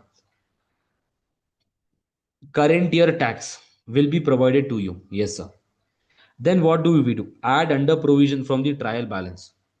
Less over provision. So deferred tax charge. When will deferred tax charge come? It is on this side, on the credit side. Then deferred tax credit, if it is on this side, it will reduce. So this will be your total expense which you have to take to P&L.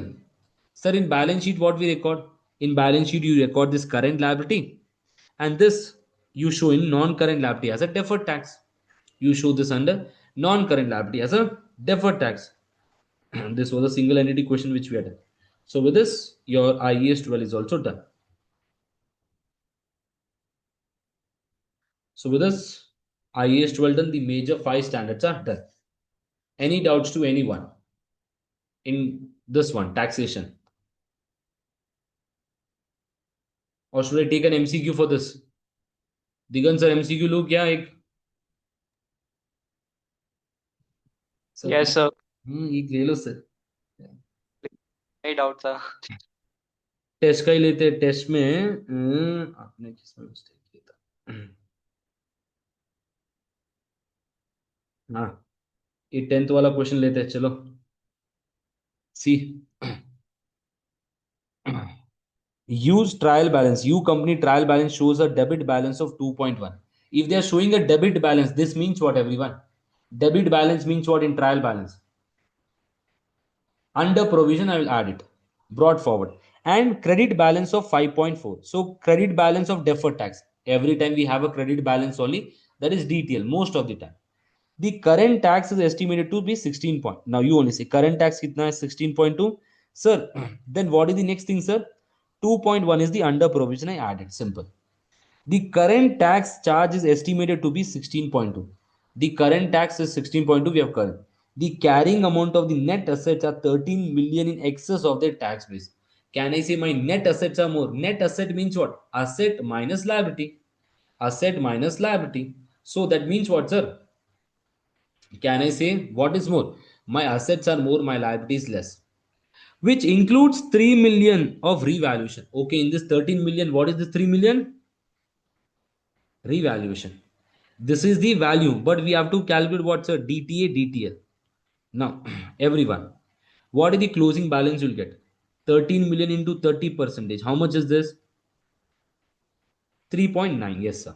But what was our opening balance? If you can see, the opening balance was 5.4. And the closing was how much? 3.9. Now say me, what is this? Yes, sir. Now, during the year, do you know what is the movement here? But can I say out of this 3 million is relating to revaluation? So for revaluation, it will be current year or not? Revaluation is current year. So this revaluation is how much? 30 percentage into 3. That is 0.9, sir. This 0.9 I will take to OCI. Sir, here 5.4 plus 0.9. So what is the total here now? 5.9 and 5.9. Which side the difference is coming? The difference is coming on, excuse me, on the debit side. So if the difference is coming on the debit side, what will this be, everyone? Arey yaar, I've done the calculation wrong here. The 6.3 here total. 6.3, 6.3. The difference is coming on this side. What is the difference? So 2.4. Now this difference is coming on the credit side, means it is a credit. It will reduce your this one. So 16.2, 16.2, and what will I say? Minus 2.4. I will not add it here. I will minus it. So what is the total here? 16.2 plus 2.1 minus 2.4. So the income tax in the P&L will be how much? The income tax will be 15.9. You will not take this beta. This is the part of OCI. That is the reason. In P&L, how much is the impact? 2.4. So what is the total here? 15.9, which we take to P&L. Simple. समझ में आया? Yes. So see here, one more MCQ regarding your revaluation. A company statement of financial position as a that ये नहीं करता. ये easy है थोड़ा. ये करते हैं. Sixth question. See, the following information relates to Shipwell for the year ended 30th June 2003. Revaluation of a property which Shipwell is not planning to sell give rise to a revaluation of 320. If 320 is what revaluation, yes sir, on this deferred tax will come, which is not recognized for tax purpose. Yes, we know. Tax authorities will not believe in this. Tax allowable depreciation for the year end is what? 270,000. And depreciation expense to profit and loss is what? 210. Yes or no? So tax allowable depreciation is 270, but in P&L how much we have claimed? 210. At 1st July 2, the non-current asset had a carrying amount of 560. What is the carrying amount? 560. And tax base is how much? 420. Yes, sir. So see here now, carrying amount is 560. My tax base is 420. What is the depreciation we are claiming during the year? 270, 210. 210 for accounting books, 270 for tax books. So I get my carrying amount 350. Here 150, and this was the carrying, but revaluation we have to add it. So my revaluation will increase the value of the asset, so it will become 670. If it becomes 670, bete, what is the difference here now? The difference is 5,20,000. On this 5,20,000, if I apply 25 percentage, what is the value? 1,30,000. This 1,30,000 is a DTL. So out of this 1,30,000 is your DTA. Yes, sir. But out of this 1,30,000, how much will go to OCI and how much will go to P&L? So revaluation gain was what?